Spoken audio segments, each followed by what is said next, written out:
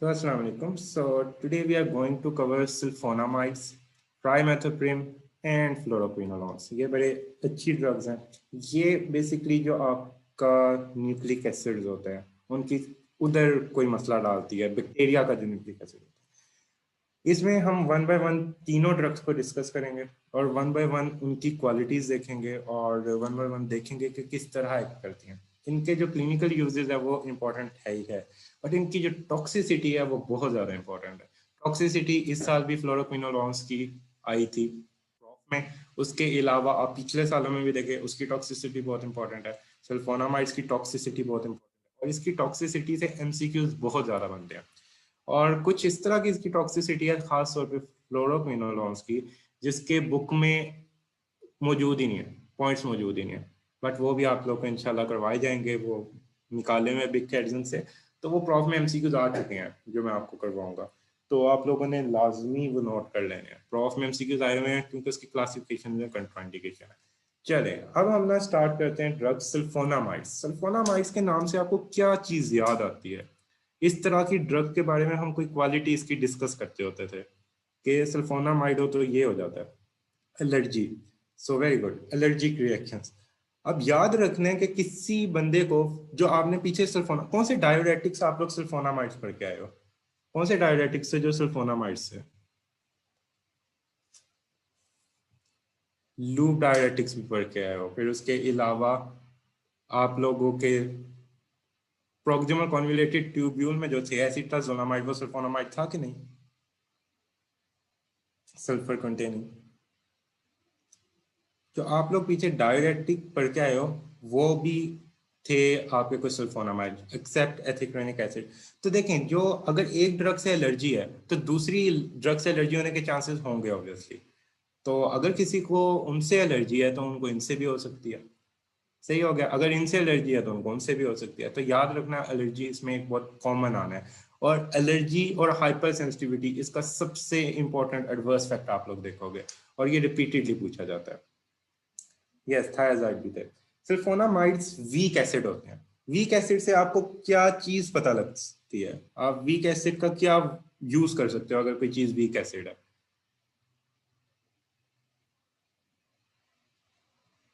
आपने अगर इसकी एक्सक्रीशन ज्यादा करवानी है, आपको यूरिन को क्या करना पड़ेगा? वन बाय वन हम स्टेप बाय स्टेप चलते हैं. अगर आपने इसकी एक्सक्रीशन ज्यादा करवानी है, आप लोग यूरिन को क्या कर दोगे? You will turn the urine into alkaline nature. Alkaline nature के लिए कौन सा डायोरेटिक आप लोग पढ़ के आए हो? जो अल्कलाइन कर रहा था, कोई डायरेटिक अल्कलाइन कर रहा था इसको? Yes, so very good. Acetazolamide था जो कि अल्कलाइन कर रहा था. सही हो गया. अभी हम आगे देखते हैं इसके वन बाय वन पॉइंट्स. तो यानी अगर आप अल्कलाइन यूरिन को कर देंगे तो it will be excreted from the body because it's a weak acid. इसकी ना तीन तरह से कहते हैं drugs: short acting, intermediate and long acting. आपको इसके बस नाम थोड़े से पता होने चाहिए.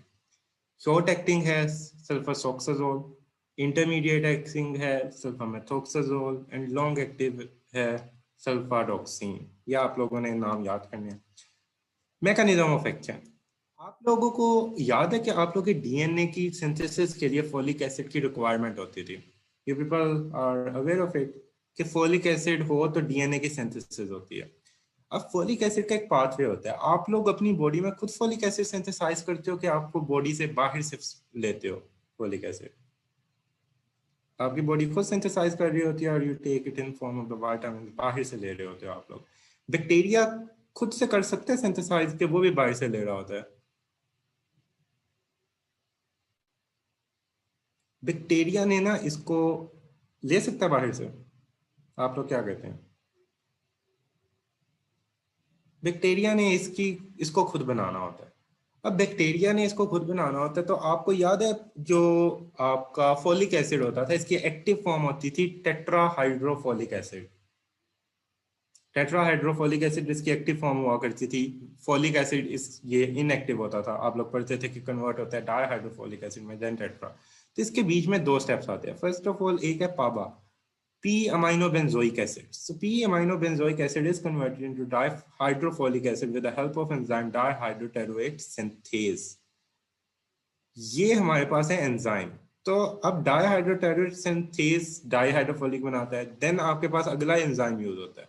अगला एंजाइम क्या करता है? अगला एंजाइम है dihydrofolate reductase. It convert dihydrofolic acid into tetrahydrofolic acid. अब इधर इस स्टेप पे कौन एक्ट करता है? सल्फोनामाइड। ये डाइहाइड्रोटेरोएट सिंथेज को रोक देता है, और अगर ये इसको रोकता है तो क्या होगा? डीएनए की सिंथेसिस स्टॉप हो जाएगी कि नहीं होगी? अगर हम इधर रोक देते हैं तो डीएनए की सिंथेसिस स्टॉप हो जाएगी कि नहीं? So yes, we can stop the synthesis of the DNA. अच्छा, ये ना ह्यूमन सेल्स पे भी एक हद तक, कुछ हद तक हो सकता है अफेक्ट कर दे, बट बात यह है कि ह्यूमन पे अगर कोई भी चीज अफेक्ट कर रही है ना, हम ह्यूमन का फोलिक एसिड दे देते हैं। फोलिनिक एसिड होता है active form of the folic acid which we can give to the person. खास तौर पे आप लोग ये पढ़ोगे जब आप लोग एंटी कैंसर ड्रग्स पढ़ोगे, फोलिनिक एसिड देते होते हो। तो जो फोलिनिक एसिड होता है ना, आपके जहन में तब एक पॉइंट आएगा, आप लोग के जहन में आएगा कि अगर हम बाहर से फोलिक एसिड दे रहे हैं तो बैक्टीरिया भी वो लेके अपना डीएनए सिंथेसाइज कर लेगा। अगर हम दे रहे हैं कि ह्यूमन पे कोई मसला ना है, ह्यूमन के डीएनए सिंथेसिस में कोई मसला ना है, तो हम उसको फोलिनिक एसिड ह्यूमन को दे देते हैं। तो याद रखें, बैक्टीरिया के पास होती है सेल वॉल, और बैक्टीरिया बाहर से फोलिक एसिड को अपने अंदर लेके नहीं जा सकता। ह्यूमन सेल लेके जा सकते हैं। ह्यूमन सेल फोलिक, जो फोलिनिक एसिड होता है, जो एक्सटर्नल सोर्स से या फोलिक एसिड आ रहा है, उसको कंसंट्रेट कर सकते हैं अपने सेल में और अपनी कमी पूरी कर सकते हैं, but bacteria can not. Bacteria ने स्टेप बाय स्टेप अपना काम करना है।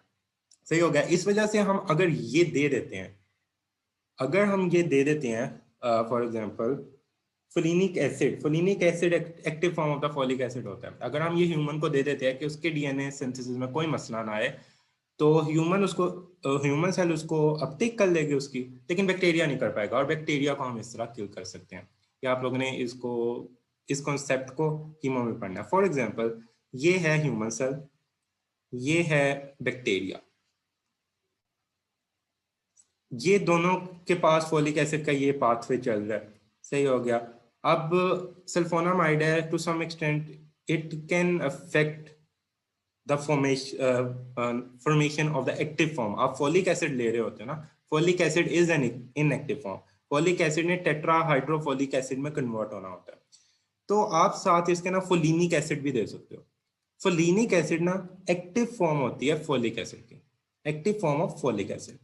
लेकिन जो फोलिनिक एसिड है ना, ये ह्यूमन सेल अपने अंदर लेके जा सकता है, लेकिन बैक्टीरिया के अंदर ये एंटर नहीं होती। बैक्टीरिया इसको अंदर नहीं लेके जा सकता। तो ये ड्रग बैक्टीरिया पे यानी एक्ट कर देगी। ह्यूमन सेल की डेफिशिएंसी हम फोलिनिक एसिड देके इजीली पूरी कर सकते हैं। बैक्टीरिया को नहीं वो मिलेगा, वो सिर्फ ह्यूमन सेल को मिलेगा। अब ये पॉइंट क्लियर हुआ? Folinic acid is the active form of the folic acid. हम ह्यूमन सेल की डेफिशिएंसी ये देके पूरा कर सकते हैं, because only human cell can take this folinic acid. Bacteria ये नहीं ले सकता, बैक्टीरिया के अंदर ये नहीं जा सकता। बैक्टीरिया का ये पाथवे स्टॉप हो जाएगा अगर हम यहाँ इस एंजाइम को स्टॉप करते हैं। अब पॉइंट क्लियर हो गया? हाँ, बैक्टीरिया खुद कन्वर्ट कर सकते हैं ना, ह्यूमन भी कर सकते हैं, लेकिन ये ड्रग है, ये इस स्टेप को रोक सकती है। ये बैक्टीरिया का पाथवे चल रहा है। ये जो सल्फोनामाइड है, it can stop this enzyme.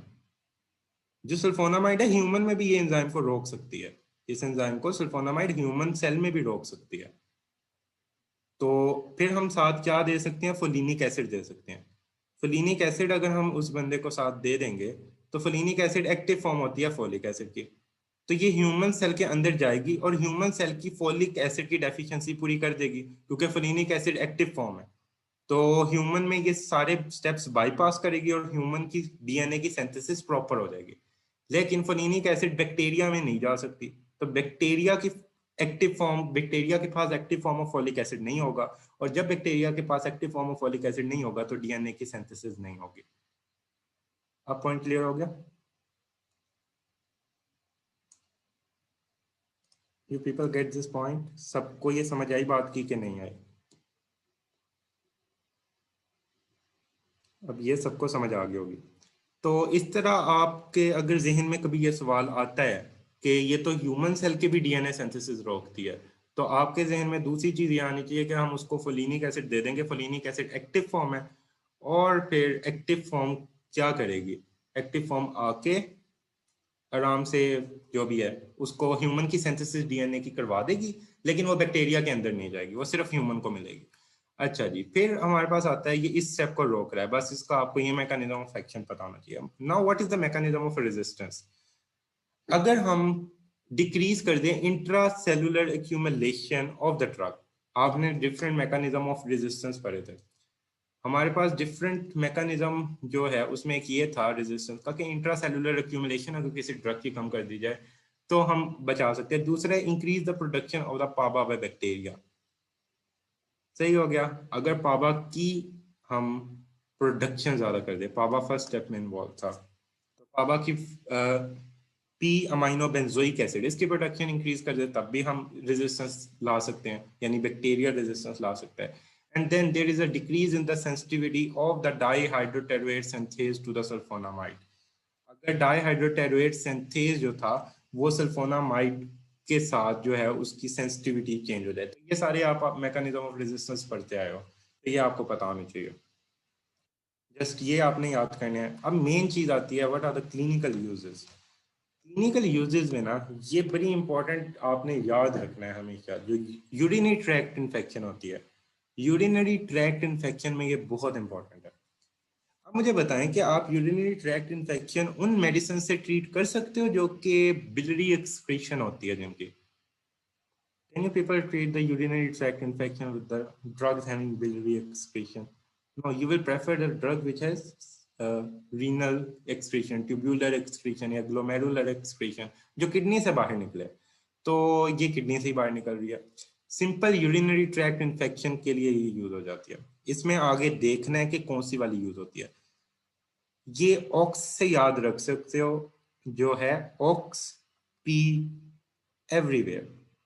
सही हो गया। इधर से आप लोग याद रख सकते हो कि ये यूरिनरी ट्रैक्ट इन्फेक्शन में सल्फासोक्साजोल यूज होती है, तो ये यूरिनरी ट्रैक्ट इन्फेक्शन है। Then ocular infection, ocular infection में ये टॉपिकल यूज होती है, sulfacetamide. Then burns, burns के जो पेशेंट होते हैं उनमें ये ऊपर लगाई जाती है सल्फा डायाजीन, ये बड़ी इंपॉर्टेंट ड्रग है, सिल्वर सल्फा डायाजीन, ये आपको पता होनी चाहिए, ये कभी नहीं भूलनी। बर्न्स के इन्फेक्शन में ये बहुत इंपॉर्टेंट ड्रग है। देन आ जाते हैं अल्सरेटिव कोलाइटिस, ये आपके इंटेस्टाइन में मसला है। अब जो एक मेडिसिन होती है ना, सल्फासेलाजीन होती है, सल्फासेलाजीन जब जाती है इंटेस्टाइन में, तो इंटेस्टाइन में बैक्टीरिया इसको तोड़ देते हैं 5 ASA में, जिसको कहते हैं 5 अमाइनो सेलिसाइक्लिक एसिड, और इसको तोड़ देते हैं सल्फा पाइरिडीन में। तो जो 5 ASA होता है, 5 अमाइनो सेलिसाइक्लिक एसिड, ये अल्सरेटिव कोलाइटिस में यूज हो जाता है। यूज आपने सल्फासेलाजीन की, सल्फासेलाजीन को कोलोनिक बैक्टीरिया ने तोड़ा, 5 ASA बना, उसने अल्सरेटिव कोलाइटिस डील करवाया, और जो उसके अलावा बनता है सल्फा पाइरिडीन, ये सल्फा पाइरिडीन यूज होता है रियोमेटिक आर्थराइटिस में। तो आप लोग रियोमेटिक आर्थराइटिस पढ़ोगे आगे, उसकी ड्रग्स पढ़ोगे, तब वो ये पूछते हैं कि कौन सा एनालॉग बनेगा, कौन सी चीज यूज होती है जो कि रियोमेटिक आर्थराइटिस में हेल्प करती है। ऑप्शन में सल्फासेलाजीन भी होता है, सल्फा पाइरिडीन भी होता है, तो आपको सल्फा पाइरिडीन लगाना होता है आंसर, क्योंकि रियोमेटिक आर्थराइटिस में ये करता है, और 5 amino salicylic acid ulcerative colitis में करता है। तो ये पॉइंट आप लोगों ने याद रखना है, ये बहुत इंपॉर्टेंट है। नेक्स्ट है टोक्सोप्लाज्मोसिस। टोक्सोप्लाज्मोसिस में सल्फाडायाजीन और पायरिमेथामीन होती है, ये तो आपको ऑब्वियसली रट्टा मारने पड़ेंगे। Now we come toward the important point, important part, toxicity. पिछले क्लिनिकल यूजेस भी इंपॉर्टेंट थे, ये नहीं है कि वो इंपॉर्टेंट नहीं थे, पिछले बहुत इंपॉर्टेंट है, प्रॉफ में आते हैं। आपको इनकी ड्रग्स याद करनी पड़ेगी। जो सल्फासेलाजीन वाला पॉइंट बताया, ये अच्छे से याद रखना है कि आपने बताना होता है कि sulfasalazine is converted by the colonic bacteria 5 amino salicylic acid और सल्फा पाइरिडीन। तो टोक्सोप्लाज्मोसिस आप लोग पढ़ोगे पैरासिटिक इन्फेक्शंस में, ये उधर आएगा, ये बैक्टीरिया नहीं है। Toxoplasmosis is not a bacteria. Next आ जाते हैं इसकी टॉक्सिसिटी में। Toxicity is important. टॉक्सिसिटी क्या इंपॉर्टेंट है, आपने इसको याद कैसे रखना है? आपने याद रखना है hyper girl big grave of her hyper neighbour. सही हो गया। बस इसको इस तरह याद रखना है। हाइपर, हाइपर से hyper sensitivity. MCQs, most common drug जो हाइपर सेंसिटिविटी कॉज करती है, allergic reaction including skin rashes, fever. इसके अलावा स्टीवन जॉनसन सिंड्रोम भी होता है, वो भी हाइपर सेंसिटिविटी की एक टाइप होती है। आप हाइपर सेंसिटिविटी की डिफरेंट टाइप्स पढ़ोगे, उसमें एक आता है स्टीवन जॉनसन सिंड्रोम। तो ये भी, ये ड्रग करवा सकती है, कॉमनली नहीं करवाती लेकिन करवा सकती है। कोई भी अगर आपको बड़ी स्ट्रॉन्ग सी हिस्ट्री मिल रही है ना, उसमें एलर्जिक रिएक्शन बता रहे होंगे कि उसके कहाँ कहाँ पे एलर्जी हुई है, तो उसमें सल्फोनामाइड्स का बहुत इंपॉर्टेंट रोल होता है। तो ये पॉइंट याद रखना है। हाइपर सेंसिटिविटी इसका मोस्ट कॉमन साइड इफेक्ट है, एमसीक्यू पूछा जाता है। नेक्स्ट, जो ड्रग्स ओरली लेते हैं उनको गैस्ट्रोइंटेस्टाइनल मसला होता है, आपको मैंने बार बार बताया। तो ये ओरली ली जाती है तो नोजिया, वॉमिटिंग, डायरिया इसमें आ जाएगा। Easy. Dig, drug interaction, this is very important MCQs question again. अब देखें, आपकी बॉडी के अंदर होती है प्लाज्मा प्रोटीन। अब मुझे ये बताएं, जो बच्चों का लिवर होता है वो प्रॉपर फंक्शन कर रहा होता है कि नहीं कर रहा होता?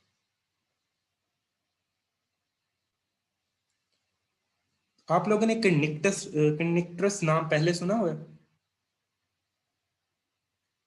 तो आप लोग ये सुनते थे कि कनिक्टस किसकी वजह से होता है? हाई बिलीरुबिन इन ब्रेन की वजह से। तो आप बिलीरुबिन को ब्रेन से रिमूव करवाने के लिए कोई डिफरेंट चीजें यूज करते थे। अब ना, ये जो बिलीरुबिन होता है इसकी हमारे पास अफिनिटी होती है with the plasma protein. Plasma protein is a buffer. You people are aware of it? Plasma protein is a buffer. जो प्रोटीन होती हैं कुछ, वो बफर के तौर पे एक्ट करती है। सही है। जो प्लाज्मा प्रोटीन है ना, ये बिलीरुबिन को अपने साथ अटैच कर लेती थी। अब मुझे बताएं, अगर बिलीरुबिन प्लाज्मा प्रोटीन के साथ अटैच हो जाती है तो ये मसला करती है, फिर कंडक्टर्स करवाती है? तब ये कंडक्टर्स नहीं करवाती। अगर प्लाज्मा प्रोटीन के साथ बिलीरुबिन अटैच हो जाती है तब ये कंडक्टर्स नहीं करवाती। अगर हम इसको बिलीरुबिन को डिस्प्लेस कर दें प्लाज्मा प्रोटीन से, तब ये कंडक्टर्स करवाएगी। तब ये कंडक्टर्स करवाएगी। तो जो सल्फोनामाइड होते हैं ना, वो इसके साथ कंपटीशन लगा लेता है। अब जब इसके साथ सल्फोनामाइड compete करेगा तो क्या होगा? बिलीरुबिन अलहदा हो जाएगा। और जब बिलीरुबिन अलहदा हुआ तो एक कंडक्टर्स करवा सकता है। तो ये थर्ड ट्राइमेस्टर ऑफ प्रेगनेंसी में अगर आप दोगे तो ये कंडक्टर्स करवा देगा। तो it is a very dangerous thing कि आप बच्चे की जो न्यूरोलॉजिकल डेफिसिट करवा दोगे। अब मुझे बताएं कि ये ड्रग प्रेगनेंसी में दी जा सकती है कि नहीं दी जा सकती? सो बताएं आप लोग। This is contraindicated in pregnancy, तो ये पॉइंट याद रखना है। जो प्रेगनेंसी में नहीं दी जाती तो उसमें ये मसला होता है। देखें, जो पूछ रहे हैं ना, इवन अगर बिलीरुबिन लेवल नॉर्मल हो, आपको प्रेगनेंसी के अंदर तो नहीं पता ना बच्चे का बिलीरुबिन लेवल क्या चल रहा है। और अक्सर बच्चों को आप लोगों ने देखा होगा, जब वो पैदा होते हैं तो उनको जॉन्डस होता है। अक्सर आप लोगों ने देखा होगा, अक्सर बच्चों को होता है। होता है ऐसा कि नहीं? जो चीज अक्सर बच्चों को होती है तो आप उसमें कैसे रिस्क ले सकते हो? आप उसको सल्फोनामाइड क्यों दोगे? ये तो हिट एंड ट्रायल पे आ गया ना। अक्सर बच्चों के आप लोग देखोगे उनको जब पैदा होता है जॉन्डस होता है, क्योंकि उनका लिवर प्रॉपर फंक्शनिंग नहीं कर रहा होता, तो बिलीरुबिन ज्यादा होता है। नॉर्मली तो ब्लड ब्लड के अंदर बिलीरुबिन एज कंपेयर होता ही नहीं है।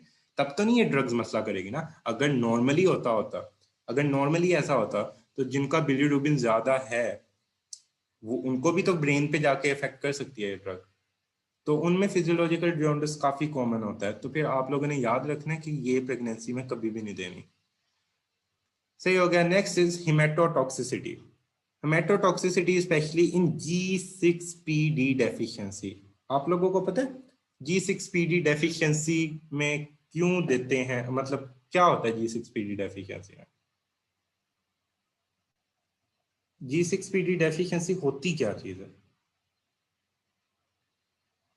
इसमें कौन सा एंजाइम डेफिशिएंट है? ग्लूकोज 6 फॉस्फेटेज डेफिशिएंट है? कौन सा एंजाइम डेफिशिएंट है? ये G6PD क्या है? डिहाइड्रोजिनेज। अब इसके डेफिशिएंट होने से क्या होता है? जब G6PD डेफिशिएंसी होती है तो NADPH नहीं बनता, ये कम हो जाता है। NADPH कम होता है तो ग्लूटाथायोन ये कम होता है। ग्लूटाथायोन कम होता है तो सेल की ऑक्सीडेशन होगी कि नहीं होगी, ये बताएं। अगर ग्लूटाथायोन की डेफिशिएंसी हो जाती है तो सेल की ऑक्सीडेशन होगी कि नहीं होगी? तो सेल की ऑक्सीडेशन होगी। जो सेल मेम्ब्रेन होती है ना सेल की, उसकी अगर ऑक्सीडेशन हो जाए तो वो डैमेज हो जाएगी कि वो सही हो जाएगी? तो डैमेज हो जाएगी। तो याद रखना है जिसमें भी जी सिक्स पी डी की डेफिशिएंसी होती है उसमें NADPH कम होता है। जब NADPH कम होता है तो ग्लूटाथायोन कम होता है। ग्लूटाथायोन आपको पता है एंटीऑक्सीडेंट होता है। तो एंटीऑक्सीडेंट अगर कम हो गया तो ऑक्सीडेशन होने लग जाएगी सेल मेम्ब्रेन की और सेल फ्रेजाइल हो जाएगा। तो सेल फ्रेजाइल हो जाएगा तो उसकी वजह से ये आपको मसला आएगा। तो ये बहुत इंपॉर्टेंट साइड इफेक्ट है, आपने याद रखना है। इसके मैंने बताया हर साइड इफेक्ट MCQs है, खास तौर पे ये हाइपर सेंसिटिविटी, ड्रग इंटरेक्शन, मेट्रोटॉक्सिसिटी, ये बहुत इंपॉर्टेंट है। फिर उसके अलावा एप्लास्टिक एनीमिया, ग्रेन्युलोसाइटोपिनिया, थ्रोम्बोसाइटोपिनिया, ये वाले साइड इफेक्ट ना अक्सर उनके आते हैं जो कि DNA की सिंथेसिस को रोक रहे होते हैं। तो ये DNA की सिंथेसिस को रोक रहा था। ग्लूटाथायोन का नॉर्मल फंक्शन होता है एंटीऑक्सीडेंट, एंटीऑक्सीडेंट। तो देखें ये प्लास्टिक एनीमिया जो आपकी बोन मैरो सप्रेशन, अगर DNA की प्रॉपर सिंथेसिस नहीं हो रही तो ये प्लास्टिक एनीमिया भी हो सकता है, ग्रेन्युलोसाइटोपिनिया भी हो सकता है, थ्रोम्बोसाइटोपिनिया भी हो सकता है। तो ऑब्वियसली जो ड्रग DNA की सिंथेसिस को रोक रही है वो ह्यूमन सेल में अगर रोक देगी तो वो क्या करवाएगी? वो ए प्लास्टिक एनीमिया करवा सकती है, वो ग्रेन्युलोसाइटोपिनिया करवा सकती है, वो थ्रोम्बोसाइटोपिनिया करवा सकती है। इस बात से एग्री करते हैं सब कि एक ड्रग है? नहीं, अगर वही तो फलीनिक एसिड इसलिए देंगे ना ताकि साइड इफेक्ट को हम सही कर सके। फलीनिक एसिड देंगे तब तो नहीं ये करेगी। वो हमने देना ही इसलिए ताकि हम इसके साइड इफेक्ट्स से बच जाएं। अगर ये साइड इफेक्ट्स आ रहे होंगे we can give folinic acid. तो याद रखना है कि ये इसका साइड इफेक्ट है क्योंकि ये DNA सिंथेसिस ह्यूमन में भी रोक सकती है। Next is nephrotoxicity. नेफ्रोटॉक्सिसिटी क्या कर सकती है? ये एसिडिक यूरिन में सल्फोनामाइड में precipitate in the urine at acidic pH cause crystalluria and hematuria. अगर एसिडिक पीएच का यूरिन हो तो ये वहां पे क्रिस्टल्स इसके बन जाते हैं। हाँ देना चाहिए, देते तो होते हैं। Folic acid is given along with it, क्योंकि फोलिक एसिड का कोई, आप मुझे बताएं कि वाटर सोल्यूबल विटामिन का कोई नुकसान होता है?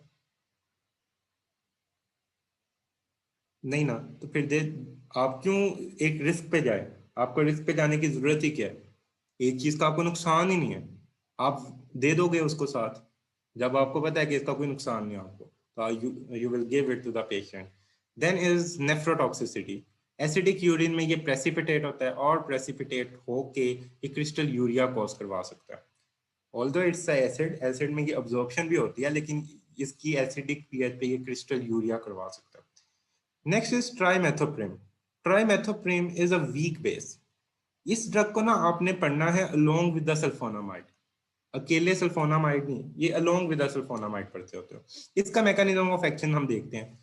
नेक्स्ट स्टेप था डाई हाइड्रोफोलिक एसिड को कन्वर्ट कर रहा था टेट्रा हाइड्रोफोलिक एसिड में, तो ट्राइमेथोप्रिन इसको रोकता था। अब मुझे बताएं कि अगर हम ये दोनों स्टेप रोक देते हैं तो ज्यादा पोटेंट एक्शन होगा कि हम सिर्फ एक स्टेप रोकते हैं? अगर पक्का काम कौन सा होगा? अगर हम दोनों स्टेप्स को रोकते तो ये ज्यादा पक्का काम है। तो हमें ज्यादा पक्का काम करना चाहिए कि कच्चा काम पे चलाना चाहिए? हम पक्का काम ज्यादा बेहतर करेंगे क्योंकि ये दोनों स्टेप्स रोकते हैं, दोनों स्टेप रोक सकते हैं, इनका जो कॉम्बिनेशन होता है। इस अगर इन ड्रग्स को अलग अलग देना तो ये बैक्टीरियोस्टैटिक है, लेकिन अगर हम इन दोनों ड्रग को मिला दें, इन दोनों को कंबाइन कर दें तो ये कौन क्या बन जाती है फिर? अगर इन दोनों ड्रग्स को मिला दे तो ये क्या बनेगी फिर? ये बैक्टीरियसिडल बन जाएगी। तो ये पॉइंट याद रखना है। वैसे ये बैक्टीरियोस्टैटिक होती हैं अलग अलग, अगर इकट्ठा हम दे देंगे तो ये बैक्टीरियसिडल बन जाएगी। ये इसका मैकेनिज्म ऑफ एक्शन है। पहले तो मैकेनिज्म ऑफ एक्शन के बाद इसका मैकेनिज्म ऑफ रेजिस्टेंस देखते हैं।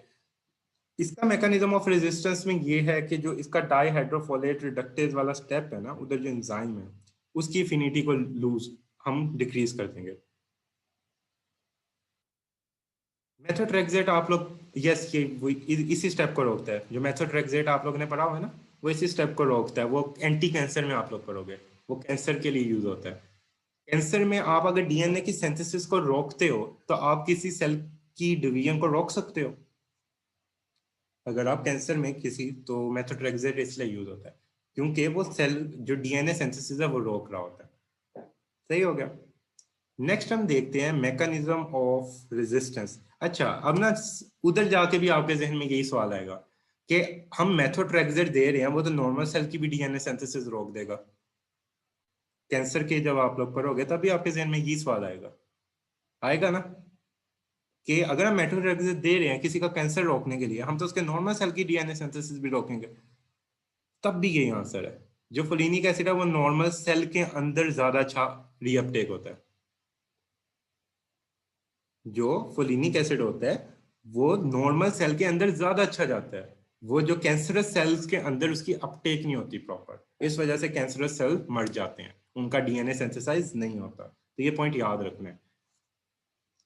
इसका मैकेनिज्म ऑफ रेजिस्टेंस वही सेम के डाइहाइड्रोफोलेट रिडक्टेज है, उसकी एफिनिटी कम कर दें अगर ड्रग के लिए, ड्रग के साथ इसकी एफिनिटी अगर कम हो जाए, ड्रग आके इस पे काम ना कर सके, तो हम रेजिस्टेंस क्रिएट करवा सकते हैं। तो रेजिस्टेंस इस तरह बैक्टीरिया क्रिएट कर लेता है। तो रेजिस्टेंस का बड़ा इजी आप लोग को याद, ट्राइमेथोप्रिम की अगर इसमें चेंजेस वो कर ले बैक्टीरिया, तब रेजिस्टेंस आ जाएगी। सल्फोनामाइड की अगर बैक्टीरिया इसमें चेंजेस कर ले या पाबा को ज्यादा कर ले, सही हो गया, तो रेजिस्टेंस आ जाएगी। तो ये बड़ा कॉमन सा आप लोग के पास मैकेनिज्म। Next toxicity. टॉक्सिसिटी में बोन मैरो सप्रेशन आएगा कि नहीं आएगा? टॉक्सिसिटी में बोन मैरो सप्रेशन आएगा कि नहीं? जो भी डीएनए की सिंथेसिस को रोकती है, डीएनए सिंथेसिस जो भी ड्रग्स इनहिबिट करती है, उनकी टॉक्सिसिटी में याद रखना है बोन मैरो सप्रेशन होता है। जो ड्रग्स डीएनए की सिंथेसिस को रोकती है उसमें वो बोन मैरो सप्रेशन करवाती हैं, और बोन मैरो से ही क्या प्रोड्यूस होना होता है? आरबीसी, डब्ल्यूबीसी और प्लेटलेट, सब कुछ प्रोड्यूस होना है। मैगेलोब्लास्टिक एनीमिया भी हो रहा है, ल्यूकोपीनिया भी हो रहा है, ग्रेन्युलोसाइटोपिनिया भी हो रहा है। तो ये सब कुछ हो सकता है, कुछ भी हो सकता है। ये एनीमिया जरूर हो जाना था, फिर ल्यूकोपीनिया भी हो सकता है, ग्रेन्युलोसाइटोपिनिया, ये सब कुछ चीजें होती हैं। थ्रोम्बोसाइटोपिनिया भी हो जाता है। These effects are usually ameliorated with the folinic acid. आप ये effects रोक सकते हो, आप उसको क्या दो? फोलिनिक एसिड दो।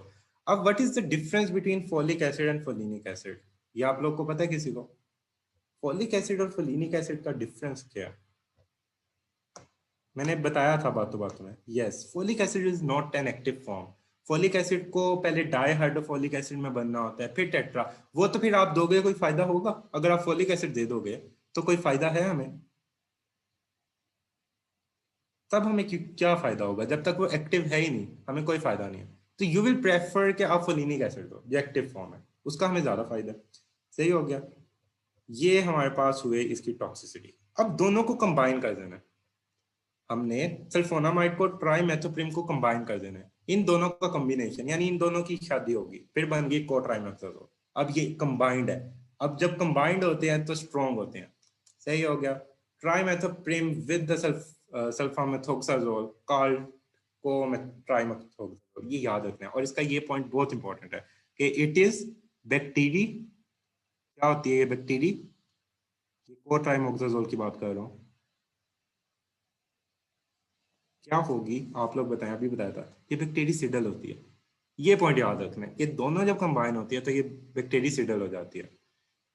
तो जब ये दोनों कंबाइन होगी तो रेजिस्टेंस ज्यादा होगी कि कम हो जाएगी?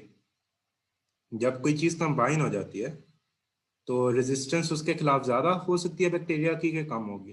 तो बैक्टीरिया की रेजिस्टेंस इनके खिलाफ कम हो जाएगी, तो obviously it will be a better drug, then it will be a better drug. जिसकी क्लिनिकल एक्शन है ना और इसकी टॉक्सिसिटी है वो ऑलमोस्ट सेम है। देखें, उसमें सल्फोनामाइड भी है, उसमें ट्राइमेथोप्रिम भी है। सल्फोनामाइड की टॉक्सिसिटी लिखते हैं तो आपको ट्राइमोक्साजोल की सारी टॉक्सिसिटी लिख रहे हो। ट्राइमेथोप्रिम की भी जो हेमेटोटॉक्सिसिटी है वो सल्फोनामाइड वाली जैसी है। तो यानी अगर आप एक की टॉक्सिसिटी याद कर लेते हो, वो पूछते हैं सल्फोनामाइड की, तो आप तब भी वो लिख सकते हो। कोट्राइमोक्साजोल की पूछते हैं तब भी ये लिख सकते हो। क्लिनिकल एक्शन में भी ऑलमोस्ट सेम है, लेकिन कुछ क्लिनिकल एक्शंस डिफरेंट है। मैंने ये बताया, ये आप लोगों ने अच्छे से याद करने हैं। यूटीआई, यूटीआई ई कोलाई के खास तौर पे ये बहुत इंपॉर्टेंट है। यूटीआई में ये ड्रग्स बहुत कॉमनली यूज होती है। आपका ज्यादातर सिनेरियो जिसमें वो पूछेंगे, जिसमें यूटीआई ट्रीट करवाना है, उसमें आप लोगों ने इस ड्रग को जहन में लाना है। कि सल्फोनामाइड्स और ट्राइमेथोक्साजोल, ये आपके जहन में आनी चाहिए कि ये वाली ड्रग हमारे पास यूटीआई में यूज होती है। एड्स में एक इन्फेक्शन होती है न्यूमोसिस्टिस जिरोविकी, ये बहुत कॉमन इन्फेक्शन है एड्स में। ये एड्स की बहुत ज्यादा कॉमन इन्फेक्शन है, याद रखना है। एड्स में ना, मुझे बताएं, एड्स में इन्फेक्शन ज्यादा होने के चांसेस होते हैं कि कम होने के चांसेस होते हैं? UTI is urinary tract infection. AIDS में मुझे बताएं कि आप लोग को इन्फेक्शन होने के किसी को ज्यादा चांस हो गए कि कम हो गए? ऑब्वियसली ज्यादा हो जाते हैं। जो एड्स होता है उसमें acquired immuno deficiency syndrome, immuno deficiency हो जाती है। तो कुछ अपॉर्चुनिस्टिक आप लोग पढ़ोगे, खासतौर पे जो फंजाई होते हैं ये अपॉर्चुनिस्टिक होते हैं। अपॉर्चुनिस्टिक ऑर्गेनिजम्स वो होते हैं जब उनको मौका मिलता है ना, वो जब किसी की कमजोरी उसके हाथ में लगती है तो फिर वो आके अपना काम दिखाते हैं। तो उसमें से एक ये बहुत कॉमन है। तो इसकी ट्रीटमेंट ट्राइमेथोक्साजोल करते हैं, को ट्राइमेथोक्साजोल, सॉरी, को ट्राइमेथोक्साजोल। इनका कॉम्बिनेशन, ये इसकी ड्रग ऑफ चॉइस है और ये रिपीटेडली आस्क्ड एमसीक्यूज है, ये पॉइंट याद रखना है, ये बहुत ज्यादा पूछा जाता है। Drug of choice of nocardia, nocardia आप लोग पढ़ोगे। फिर साल्मोनेला, किसी को वैसे ही पता है कि साल्मोनेला की बड़ी एक कॉमन इन्फेक्शन आप सुनते हो? किसी को पता हो? पता होना चाहिए वैसे एक दो को तो। नहीं, साल्मोनेला से कौन सी? Typhoid, very good, salmonella typhoid. तो आप लोग इसकी वैसे डिफरेंट टाइप करोगे, उनके डिफरेंट इफेक्ट्स हैं, लेकिन साल्मोनेला टाइफी होता है, टाइफाइड ये बहुत कॉमन है। टाइफाइड तो आप लोग के सामने है कितना कॉमन होता है।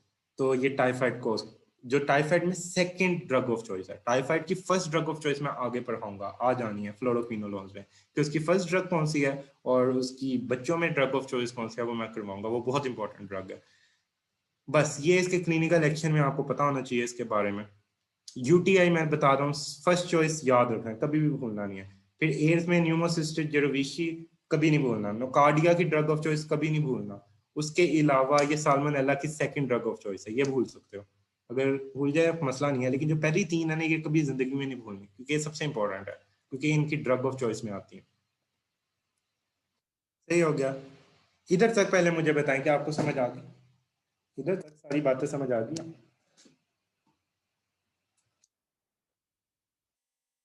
अब मैं आप लोगों से छोटे छोटे क्वेश्चन पूछता हूँ, आप लोग मुझे जल्दी जल्दी से आंसर बताएं। किस स्टेप को रोकती है सल्फोनामाइड? सल्फोनामाइड किस स्टेप को रोकती है?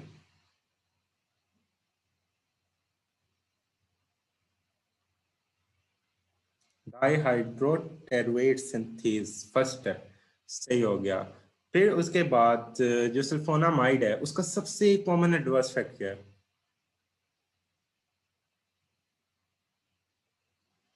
Hyper sensitivity, very good. अगर कोई स्टीवन जॉनसन सिंड्रोम के साथ आता है तो इट इज हाइपर सेंसिटिविटी और something else? It is hyper sensitivity, very good. फिर मुझे ये बताएं कि ये किस में हिमोलिटिक अनीमिया करवा सकती है?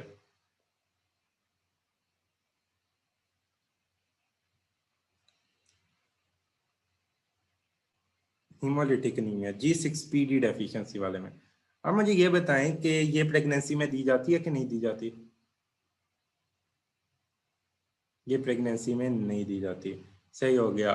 फिर मुझे बताएं, ट्राइमेथोप्रिम वीक बेस है कि weak acid? Trimethoprim, it's a weak base. तो अगर ट्राइमेथोप्रिम किसी जगह पे अक्यूमुलेट अगर हम करते हैं, अक्यूमुलेट वो किस जगह पे होगी? जो जगह एसिडिक होगी, जो जगह बेसिक होगी? ट्राइमेथोप्रिम की बात कर रहा हूँ।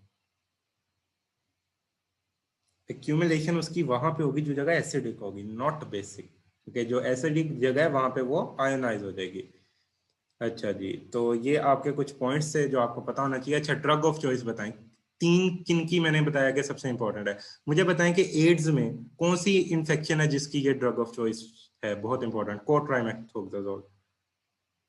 एक तो यूटीआई नोकार्डिया हो गई, ये आपको सब है। न्यूमोसिस्टिस जेरोविशिया, ये आपने याद रखना है कि ये एड्स में होता है। इट्स अपॉर्चुनिस्टिक इन्फेक्शन, इसमें ड्रग ऑफ चॉइस है, बड़ी इंपॉर्टेंट है, ये बार बार पूछा जाता है, ये सारे एमसीक्यूज क्वेश्चन है। ये जो मैं चीजें कहता हूँ ना बहुत इंपॉर्टेंट है, कि सारे एमसीक्यूज है, आप लोग बुक उठा लेना, पीछे वाले एमसीक्यूज में भी मिलेंगे। आप लोग ओस्मोसिस पे जाना, वहां पे आपको जो एमसीक्यूज होते हैं जो यूएसए में लिखे होते हैं उसमें आप देखना, ये चीजें बहुत कॉमन है। और ये बहुत कॉमनली पूछी जाती हैं, तो ये आप लोग को बहुत अच्छे से आनी चाहिए। Now we are going to move towards the fluoroquinolones. Fluoroquinolones, कभी नोविडेट वगैरह का नाम सुना हुआ आप लोगों ने?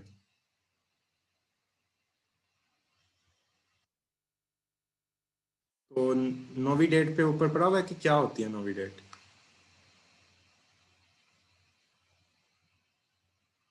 कभी इसका फॉर्मूला किसी ने पढ़ा हो कि ये नोविडेट है क्या चीज?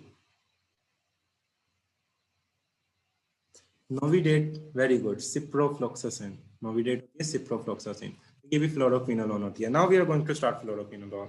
फ्लोरोक्विनोलोन्स ना आप ड्रग ऐसी पढ़ोगे जिसकी टॉक्सिसिटी इतनी इंपॉर्टेंट है, इतनी ज्यादा इंपॉर्टेंट है कि इसमें से एमसीक्यूज लाजमी बनने हैं। इसमें से इस साल एससीक्यू भी आया है, 2-3 एमसीक्यूज एवं मजाक मजाक में वैसे दे देते हैं। इसकी टॉक्सिसिटी बहुत ज्यादा इंपॉर्टेंट है।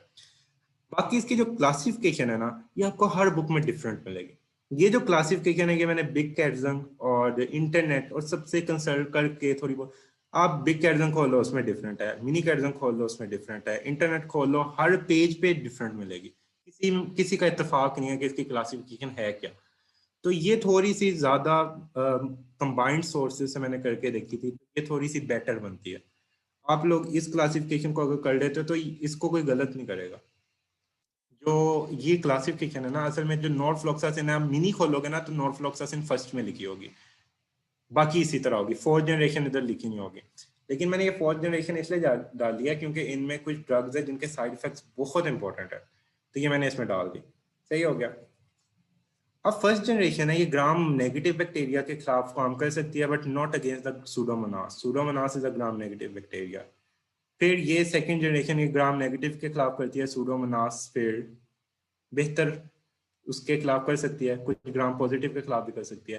थर्ड जनरेशन जो है वो सारी ग्राम, जो सेकंड जनरेशन वाला है उसका काम कर सकती है, और थोड़ा सा एक्सटेंडेड स्पेक्ट्रम होता है।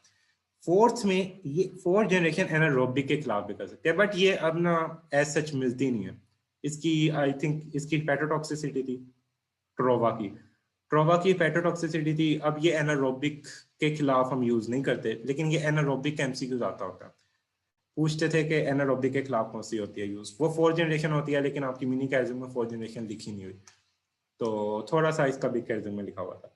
तो ये आपकी थोड़ी सी क्लासिफिकेशन है जो आप लोग बेहतर तरीके से कर सकते हो, जो आप लोग कर सकते हो। नेक्स्ट अब हम आते हैं इसकी, कि आप लोगों ने याद रखना है जो मोक्सीफ्लोक्सासिन एक है, मोक्सीफ्लोक्सासिन बिलियरी एक्सक्रीशन होती है इसकी। तो ये ड्रग किस ट्रीटमेंट के लिए यूज नहीं हो सकती, मुझे ये बताएं। मोक्सीफ्लोक्सासिन यूटीआई के लिए यूज नहीं हो सकती, यूटीआई के लिए यूज नहीं होगी। Moxifloxacin is in urinary traction is not recommended, this is MCQs. पूछा जाता है, वो देते हैं, सारी ड्रग्स देते हैं, कौन सी यूटीआई में नहीं यूज होगी, क्योंकि फ्लोरोक्विनोलोन्स कुछ यूटीआई में यूज होती है। ड्रग ऑफ चॉइस में अगर आप लोग देखा जाए तो आप लोगों ने जो पीछे ड्रग पढ़ी है वही होती है यूटीआई में। बट देखें, अगर किसी ड्रग से नहीं हो रहा तो डिफरेंट ड्रग्स बनती हैं, पूरा रेजीम बनता है, देखा जाता है कौन सी ज्यादा इफेक्टिव है वो दी जाती है। तो ये आप लोगों ने याद रखना है। Now we move toward the mechanism of action. किसी को टोपो आइसोमरेज याद है पिछले साल का? कोई टोपो आइसोमरेज जैसी चीज आप लोगों ने पढ़ी थी पिछले साल जेनेटिक्स में? टोपो आइसोमरेज क्या करता था? टोपो आइसोमरेज का दूसरा नाम क्या था?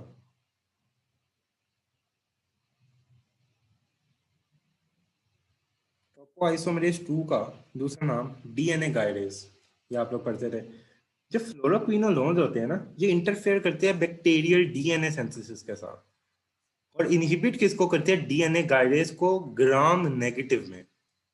ये मैं जोर दे रहा हूँ कि ग्राम नेगेटिव में टोपो आइसोमरेज 2 को करते हैं, यानी डीएनए गाइडेज को। ये क्या करता है? डीएनए गाइडेज का क्या काम था? ये कर देता है block the relaxation of super coiled DNA that is catalyzed by DNA गाइडेज। तो डीएनए गाइडेज यही करता था, डीएनए गाइडेज का ये काम था।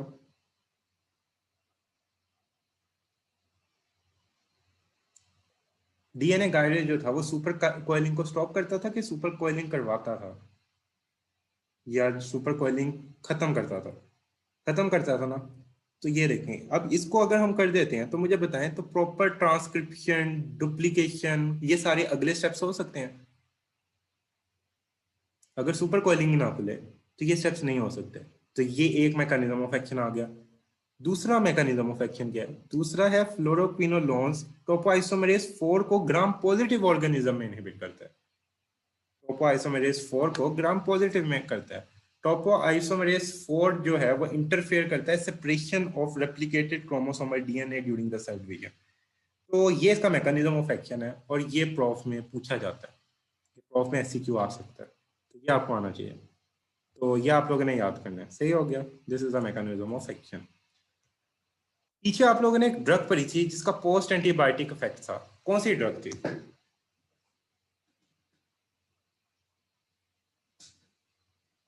आप लोग पढ़ के आए हो, कल ही ड्रग पढ़ के आए हो, अमाइनो ग्लाइकोसाइड, जिसका था पोस्ट एंटीबायोटिक इफेक्ट। दो और ड्रग्स है जिनके पोस्ट एंटीबायोटिक इफेक्ट है। एक है फ्लोरोक्विनोलोन्स जो आज आप लोग पढ़ोगे, एक है अमाइनोग्लाइकोसाइड जो कल पढ़ चुके थे, और एक स्ट्रेप्टोग्रामिन्स। स्ट्रेप्टोग्रामिन्स भी मैंने आपको आज करवानी है। ये इसका मैं इंपॉर्टेंट पॉइंट्स आज को बताने हैं। तो इसका पोस्ट एंटीबायोटिक इफेक्ट होता है। सही हो गया कि यानी हाफ लाइफ जब खत्म भी हो जाती है उसके बाद भी इसका इफेक्ट आ रहा होता है। तो ये याद रखने हैं, पोस्ट एंटीबायोटिक इफेक्ट इन तीन के हैं। तो ये आपको अच्छे से पता होने चाहिए। Next we move toward the mechanism of resistance. So mechanism of resistance में इसका पहला ईफ्लक्स पंप। ईफ्लक्स पंप आप लोगों को पता है बड़ा कॉमन मैकेनिज्म ऑफ रेजिस्टेंस होता है। इसके फिर change in porin structure. Porin structure सिर्फ ग्राम नेगेटिव बैक्टीरिया में होता है।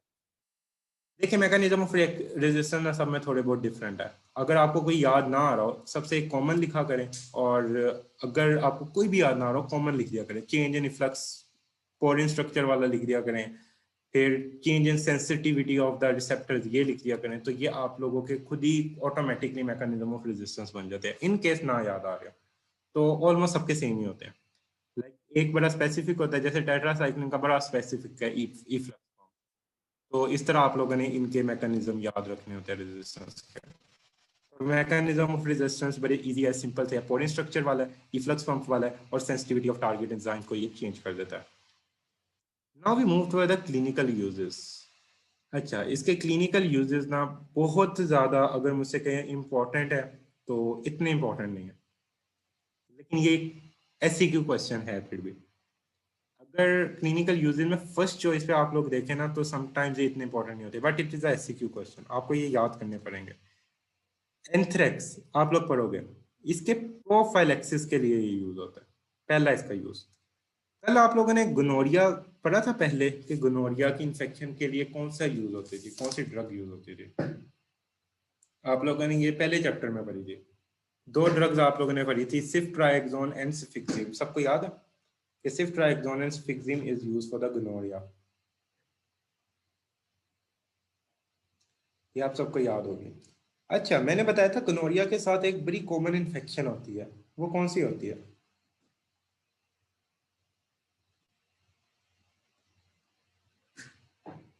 कैलामीडिया। कैलामीडिया की अब मुझे बताएं कि ड्रग ऑफ चॉइस, अगर हमारे पास कैलामीडिया हो और गोनोरिया हो तो ड्रग रिजीम क्या बन सकता है? कोई वैसे आइडिया हो? इससे हटके है ये, लेकिन ये चीज आ गई थी तो मैंने कोई बनाया। आप कोई ड्रग रिजीम बनाए जिसमें गोनोरिया और कैलामीडिया दोनों कवर हो जाए।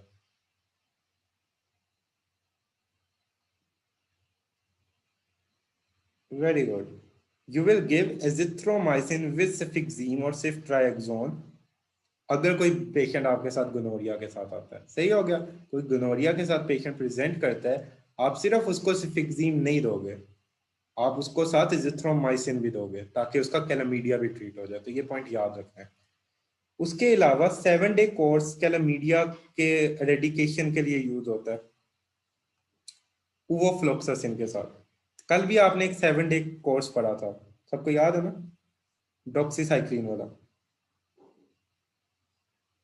कल भी आप लोगों ने अंदर पढ़ा था, तो ये भी आप लोगों ने याद रखना है। फ्लोरोक्विनोलोन्स भी 7 डे कोर्स होता है, ऊवोफ्लोक्सासिन का होता है ये। देन जो लीवोफ्लोक्सासिन होती है, ये against the beta lactamase resistance antibiotic काम करती है कम्युनिटी एक्वायर्ड नमूनिया में। कम्युनिटी एक्वायर्ड नमूनिया किसकी वजह से? इसके ना कॉमन डिफरेंट होते हैं, ग्राम पॉजिटिव भी होते हैं, कुछ एटिपिकल भी होते हैं। कल आप लोग पढ़ के आए थे कम्युनिटी एक्वायर्ड नमूनिया में कौन सी ड्रग ऑफ चॉइस थी?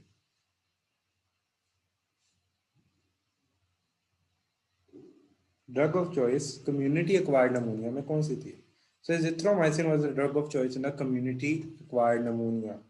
और हॉस्पिटल acquired pneumonia में कौन सी ड्रग ऑफ चॉइसेस थी? सही हो गया पिप्रासिलिन, टिक्रासिलिन। सेफ्लोस्पोरिन में कौन सी सेफ्लोस्पोरिन थी? कौन सी generation of the cephalosporin? Third generation of cephalosporin. तो ये याद रखना है। अच्छा, लीवोफ्लोक्सासिन भी कम्युनिटी एक्वायर्ड निमोनिया के लिए यूज हो जाते हैं। फिर फ्लोरोक्विनोलोन्स प्रोफाइलेक्टिक मैनेजमेंट के लिए न्यूट्रोपीनिया पेशेंट में यूज होता है। सबसे पहले तो आप प्रोफाइलेक्टिक याद रखना ना, प्रोफाइलेक्टिक में न्यूट्रोपीनिक पेशेंट और आप लोग एंथ्रेक्स आ जाएगा, ये दो चीजें होंगी। फिर आप लोग गोनोरिया और कैलामीडिया याद रखना। सही हो गया, दो आपके प्रोफाइलेक्सिस वाले आपने याद करने हैं, आपको याद हो जाएंगे। फिर आप उसके बाद कैलामीडिया और गोनोरिया इकट्ठे होते हैं, आपको पता है, इसको याद करना, तो आपके बाकी दो भी याद हो जाएंगे। फिर जो लीवो होता है ये होता है यूज, आपने सारे वही वाले याद रखने हैं जो जिथ्रो में आ रहे थे, levo for the respiratory infection. फिर फ्लोरोक्विनोलोन्स आप लोगों ने as a second line drugs पढ़नी है, second line drugs in the TB, वहां पे भी आप लोग फ्लोरोक्विनोलोन्स पढ़ते हो, तो ये ट्यूबरक्लोसिस में वहां पे आप लोग पढ़ लोगे। तो ये आपको याद हो गए क्लिनिकल यूजेस किस तरह आप लोग याद रख सकते हो। दो प्रोफाइलेक्सिस का याद करो, कौन कौन से प्रोफाइलेक्सिस होता है? दो याद करो कैलामीडिया और गोनोरिया के, चार हो गए। फिर इसके कम्युनिटी एक्वायर्ड और टीबी, दो लंग्स के याद कर लो। सही हो गया, दो प्रोफाइलेक्सिस, एक कैलामीडिया और एक गोनोरिया जो इकट्ठे होते हैं, और दो लंग्स। अब क्लिनिकल यूजेस इसके भूलेंगे आप लोगों को? याद हो गए क्लिनिकल यूजेस? अब आप लोगों को क्लिनिकल यूजेस नहीं भूलना चाहिए। टोटल 6 इजीली याद कर सकते हो, इसके अलावा कोई और करना होगा कर सकते हो। 6 लिख दोगे आपको नंबर मिल जाएंगे, 3 नंबर का आएगा मैक्सिमम अगर आया तो 6 लिखने पे आपको मार्क्स मिल जाएंगे। तो आप लोगों ने 6, दो प्रोफाइलेक्सिस, दो आपने जेनिटल इन्फेक्शन याद रखनी है, और दो आपने लंग्स की इन्फेक्शन याद रखनी है, आपको खुद ही याद हो जाएंगे। चले, फिर मैंने साल्मोनेला टाइफी की बात की थी। साल्मोनेला टाइफी करवाता है टाइफाइड, टाइफाइड बड़ा कॉमन है। अब फ्लोरोक्विनोलोन का एक मसला है, फ्लोरोक्विनोलोन्स जो होते हैं ना, ये बच्चों में नहीं लिए जाते, बच्चों को फ्लोरोक्विनोलोन्स नहीं देते, और 18 साल से छोटों को ये रिकमेंड नहीं होते। लेकिन नोविडेट समटाइम्स आप लोग देखते हैं दे दी होती है, लेकिन ये 18 साल से छोटे बच्चों को फ्लोरोक्विनोलोन्स नहीं दिए जाते। तो अगर फ्लोरोक्विनोलोन्स 18 साल के बच्चों से नीचे को नहीं दिए जाते, तो टाइफाइड में क्या करेंगे? फिर टाइफाइड में हम फ्लोरोक्विनोलोन्स दे सकते हैं? नहीं। टाइफाइड के लिए इसकी ड्रग ऑफ चॉइस मैंने साथ लिखी है चिल्ड्रन में, राइट साइड पे देखें, सिफ्ट्राइक्सोन एंड एजिथ्रोमाइसिन। सिफ्ट्राइक्सोन और एजिथ्रोमाइसिन, तो सिफ्ट्राइक्सोन और एजिथ्रोमाइसिन में से ये बच्चों को दिए जा सकते हैं ना? आपके पास 5 साल का बच्चा आता है, अब क्लिनिकल किस तरह आता है? क्लिनिकल आएगा कि 6 year old patient presented with typhoid infection in your clinic, और you have to recommend him a drug. आप लोगों ने सबने पढ़ा होगा कि भाई सिप्रोफ्लॉक्सासिन देते हैं, लेकिन ऑप्शन में सिप्रोफ्लॉक्सासिन होगा, ऑप्शन में साथ सिफ्ट्राइक्सोन भी होगा, आप कौन सा आंसर लगाओगे?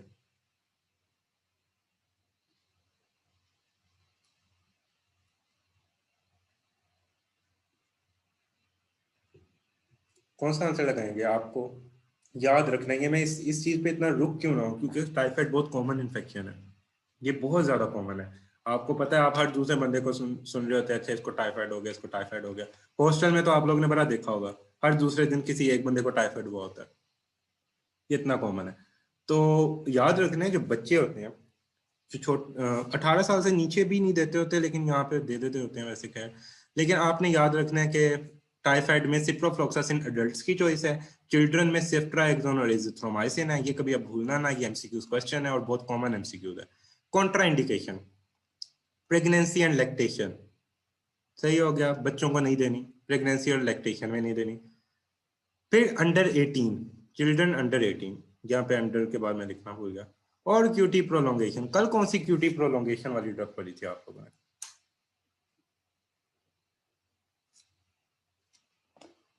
कल भी आप लोगों ने एक पढ़ी थी,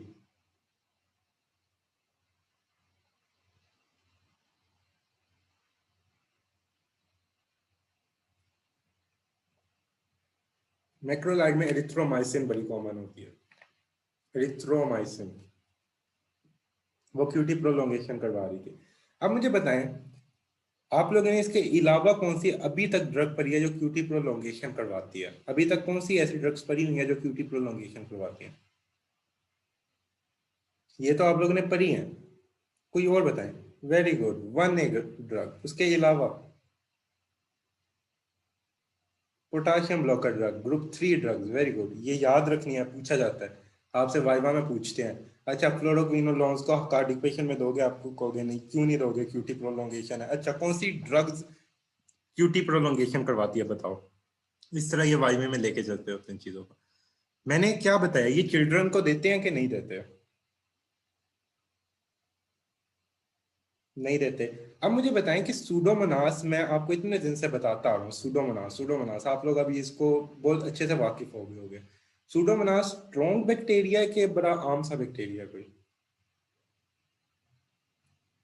ये बड़ा स्ट्रॉन्ग होता है।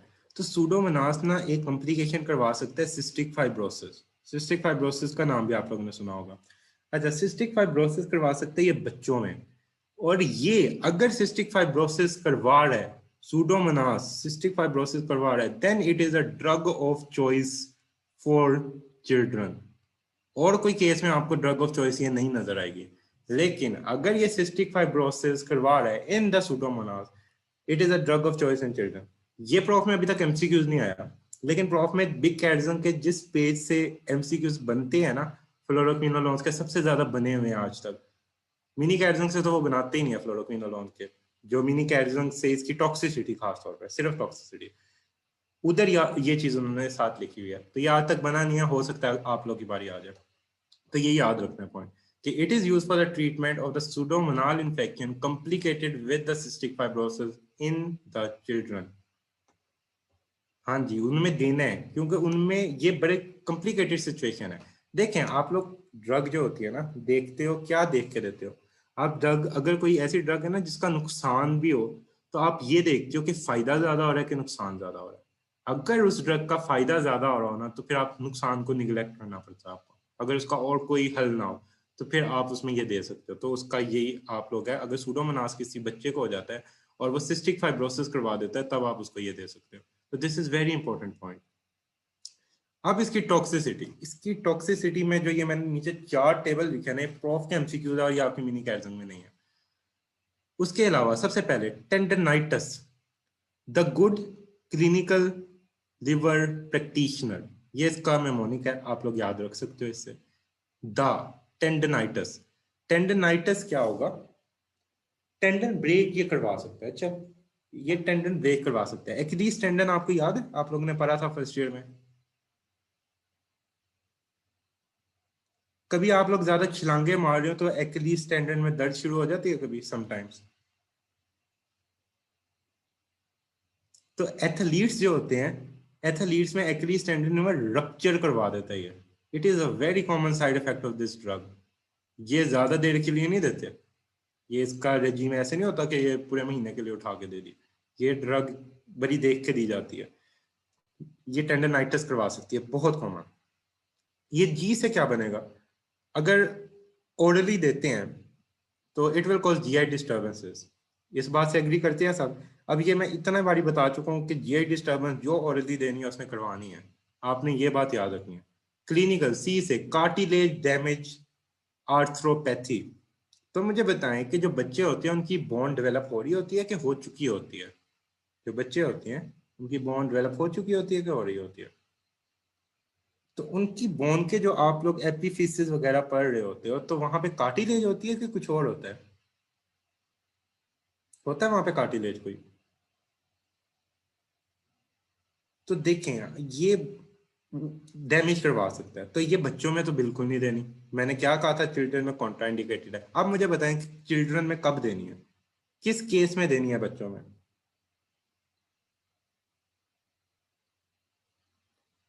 Pseudomonas complicated with the cystic fibrosis, not only cystic fibrosis. Pseudomonas infection अगर उसकी complication आ जाए cystic fibrosis, ये याद रखना है। तो सूडोमोनास में आप लोग पढ़ोगे कि वो सिस्टिक फाइब्रोसिस उसकी कॉम्प्लिकेशन आ जाती है। फिर फोटोटॉक्सिसिटी। फोटोटॉक्सिसिटी में अभी तक हम 3 ग्रुप्स पढ़ चुके हैं। कौन कौन से पढ़ चुके हैं फोटोटॉक्सिसिटी में? एक कल पढ़ा था, 2 आज, एक अभी इससे पहले पढ़ा है, एक ये। सही हो गया। टेट्रासाइक्लिन्स पढ़ चुके हो, सल्फोनामाइड्स पढ़ चुके हो, और अब आगे फ्लोरोक्विनोलोन्स। फ्लोरोक्विनोलोन्स भी फोटोटॉक्सिसिटी करवाते हैं, ये 3 करवाते हैं, आपको ये याद होना चाहिए, ये कल की स्लाइड में भी था। सही हो गया। फिर फोटोटॉक्सिसिटी लोमीफ्लोक्सासिन और ये करवाती है, और अबनॉर्मल लिवर फंक्शन टेस्ट, ये आप लोग इधर से याद कर लोगे। तो ये बड़ा इजीली आप याद कर सकते हो, ये मेमोनिक याद करना है, लेकिन इसके ना साइड इफेक्ट बड़े कॉमन है। टेंडेनाइटिस आपको वैसे ही याद हो जाता है। कार्टिलेज का आप बच्चों का सोचो कि बच्चों में होता है, फोटो सेंसिटिविटी की करवाते ही 3 है, याद हो जाएंगे। जीआईटी डिस्टर्बेंस क्योंकि ऑलरेडी ले रहे हो, क्योंकि मैंने बड़े सिंपल करके लिख दिया। और लिवर फंक्शनल टेस्ट की खराबी। अब ये ड्रग्स जो है ना, ये कहीं पे लिखी नहीं होती सामने करके। Gatifloxacin is contraindicated in diabetes। सही हो गया। Gatifloxacin is contraindicated in diabetics। एक ड्रग ये है प्रोफ का MCQs, not written in mini Katzung, कहीं पे भी नहीं लिखा हुआ। ये मिनी कैटजंग में बात लिखी हुई है साइड पे करके। जो ग्रेपीफ्लोक्सासिन थी ना, withdraw from the clinical use from the United States due to serious cardiotoxicity। ग्रेपाफ्लोक्सासिन आपको ये आना चाहिए। ये डायबिटिक्स में हाइपरग्लाइसीमिया करवा देती है, इसका साइड इफेक्ट है। इसके जो ड्रग इंटरेक्शन है वो थियोफाइलिन के साथ होता है, तो थियोफाइलिन के साथ ड्रग इंटरेक्शन होगा तब नहीं देंगे। अब ये जो है ना स्पेरोफ्लोक्सासिन, ये आप लोग नाम नहीं सुनोगे, ये आपको बुक में नजर नहीं आएगा नाम। गेटिफ्लोक्सासिन ये भी आपको बुक में नाम नजर नहीं आएगा।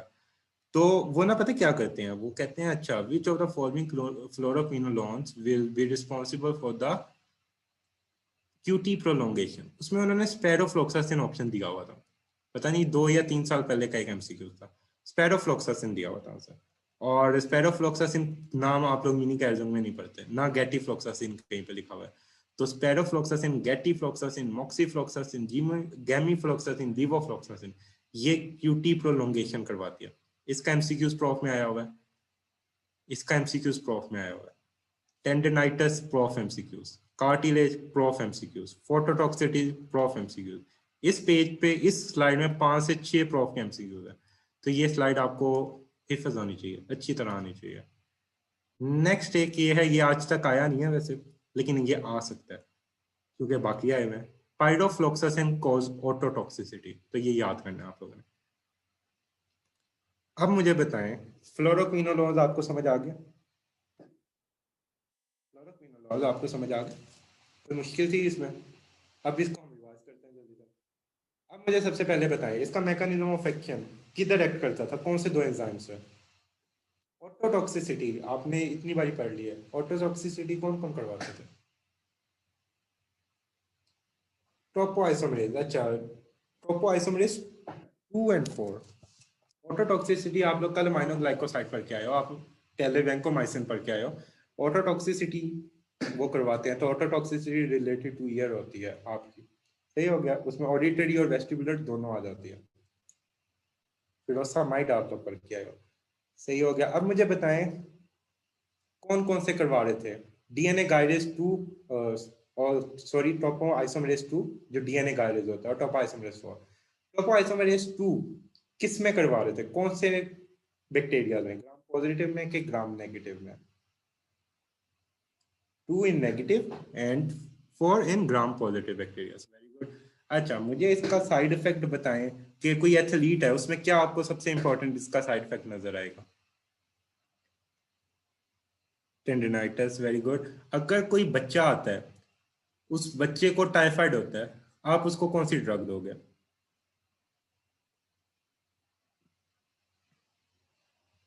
आप उसको कौन सी ड्रग दोगे? आप सिर्फ ट्राइक्सोन, अगर सिर्फ ट्राइक्सोन से उसको एलर्जी हो तो फिर कौन सी ड्रग दे दोगे? अगर कोई 1 साल का बच्चा होता है तो उसको सिर्फ ट्राइक्सोन दे सकते हो? नहीं, अगर बहुत छोटा बच्चा होता है, सॉरी नियोनेट में, सिर्फ ट्राइक्सोन। क्यों नहीं छोटे बच्चों को सिर्फ ट्राइक्सोन देते जो अभी ताजे ताजे होते हैं, पैदा हुए होते हैं? नहीं नहीं, yes very good, bile excretion, liver का मसला होता है। मुझे बताएं जो कंडक्ट्रस होता है वो किस मेडिसिन का साइड इफेक्ट आ सकता है अगर प्रेगनेंसी में दे दें?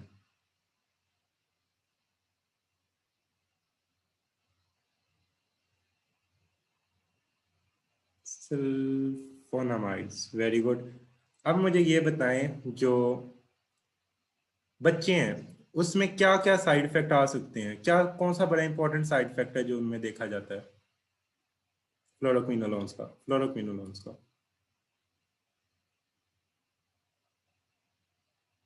Cartilage, so very good. फिर अब मुझे बताएं आप लोग, डायबिटीज में कौन सी कॉन्ट्राइंडिकेटेड होती है? फ्लोरोक्विनोलोन्स की बात कर रहा हूँ। So Getty floxacin is contraindicated in the diabetes. अच्छा, अब मुझे बताएं कौन सी मैंने आपको बताई है कि ये आपकी बुक में बिल्कुल भी नहीं लिखी और ये क्यूटी प्रोलोंगेशन करवाती है, तो अच्छे से याद रखनी है। स्टेरो और जेमी, जेमी होगा। नहीं, जेमी लिखी है, गेटी नहीं लिखी है, गेटी फ्लोक्सासिन। बाकी भी आप लोग की बाकी बुक में लिखी हुई है सर। अच्छा, मुझे बताएं क्लिनिकल यूजेस किस तरह हमने याद किए थे? 6 यूजेस पूरे करवाए मेरे।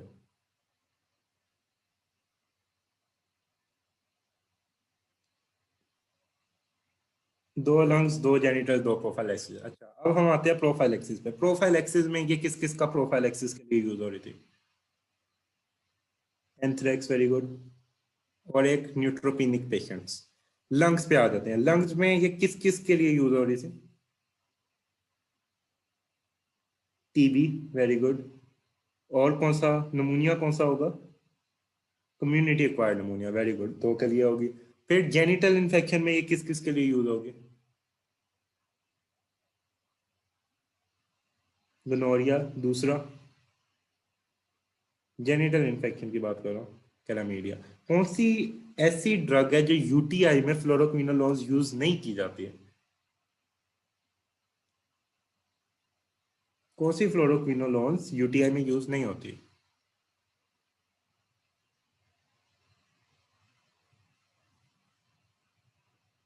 मोक्सीफ्लोक्सासिन, मोनो नहीं, मोक्सी, मोक्सीफ्लोक्सासिन। मोक्सीफ्लोक्सासिन क्यों नहीं यूज होती है यूटीआई में?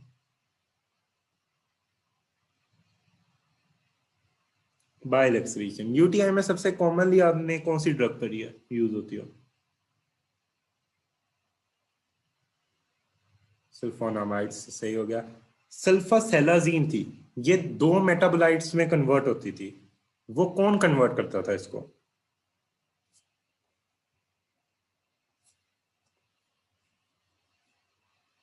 Colonic bacteria, very good. वो किस किस मेटाबोलाइट में कन्वर्ट करते थे? सल्फा पायराडीन एंड 5 AS, सही हो गया। अल्सरेटिव कोलाइटिस में कौन सा मेटाबोलाइट इसका यूज हो रहा था? ASA वाला। दूसरा वाला मेटाबोलाइट किसके लिए यूज हो रहा था? सल्फा पायरिडीन किस में यूज हो रही थी? वेरी गुड, रूमेटॉइड आर्थराइटिस में हो रही थी यूज। अच्छा जी, अब मुझे बताएं कौन सी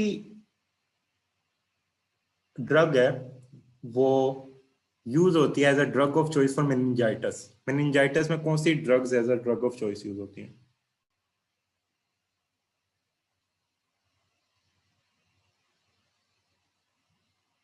very good, ceftriaxone and cefotaxime, ये आप लोग पढ़ के आए हो। सेफ्लोस्पोरिन यूज होती हैं, चले, सेफ्लोस्पोरिन यूज होती है। सेफ्लोस्पोरिन किन 4 कंडीशन में नहीं यूज होती थी?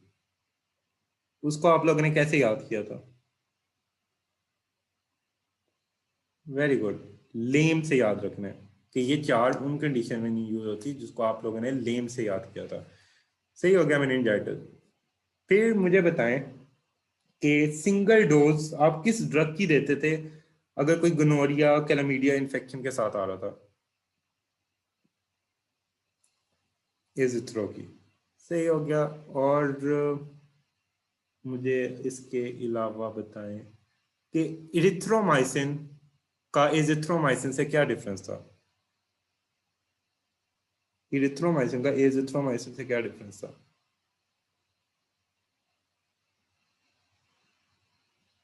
यस, हाफ लाइफ का और inhibitor of the cytochrome P450 का। चलें, ये आज हमारे खत्म हुई, 4 चैप्टर खत्म हो गया। अब मैं आपको जो कल प्रोटीन की 2 छोटी छोटी ड्रग्स रहती थी ना, वो लिखवा के करवाऊंगा। सही हो गया, उसकी जो बातें करनी है तो आप लोग उसको लिख लीजिएगा। और बस उसमें छोटी सी बातें थी, 2-3 बातें रहती थी। फिर उसके बाद हम एक बारी बैक्टीरियोसिडल और बैक्टीरियोस्टैटिक देख लेते हैं कल की स्लाइड से, जो अमाइनो ग्लाइकोसाइड वाली थी, ताकि आपका रिवाइज हो जाए। ऑलमोस्ट आपकी ये इंपॉर्टेंट पॉइंट्स रिवाइज हो गए हैं। बाकी आप लोगों ने फिर 2 दिन है तैयारी अच्छी करनी है। मैं बता रहा हूँ कि 4 चैप्टर बड़े अच्छे से कर लें। फिर अगला हमारा आएगा टीबी वाला, वो भी मैंने करवाना है, वो भी अच्छे से करना है। फिर अगले जो आगे है फंगल, वायरल, एंटी कैंसर और पैरासाइट, ये आपको मैम समन करवाएगी, क्योंकि उनके ये बहुत ज्यादा अच्छे हैं। तो he will teach you about these, because वो उसमें से 3 चैप्टर ऐसे जो सिलेक्टिव होते हैं, और सिलेक्टिव चीजें यूएचएस में करवाना काफी मुश्किल काम होता है। तो वो बहुत अकॉर्डिंग टू द प्रॉफ वो स्लाइड्स प्रिपेयर की गई हैं, वो सारी मैंने देखी हुई हैं। सो इस वजह से वो आप लोगों ने वो लेक्चर्स बहुत अच्छे से वो भी साथ साथ करने हैं, क्योंकि वो जो लेक्चर्स हैं, क्योंकि याद रखना उसमें उन्होंने जो चीजें बतानी है, वो चीजों के वही चीजें आप लोग देखेंगे प्रॉफ में सबसे ज्यादा पूछी जाती है, और आती ही वो है।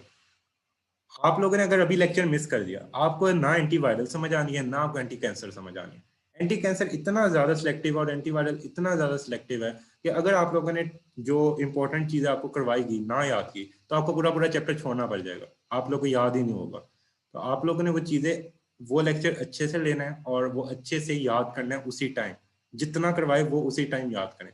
बहुत सिलेक्टिव चीजें हैं, वो इतना ज्यादा कोई मसला की बात नहीं होती कि बहुत ज्यादा काम होगा, वो इजीली कवर होता है। एमसीक्यूज भी उससे, क्योंकि असल में उसमें एक ड्रग के ना पूरी क्लास का एक ही मैकेनिज्म ऑफ एक्शन होता है, एक का आता है, आप हर क्लास में लिख सकते हो।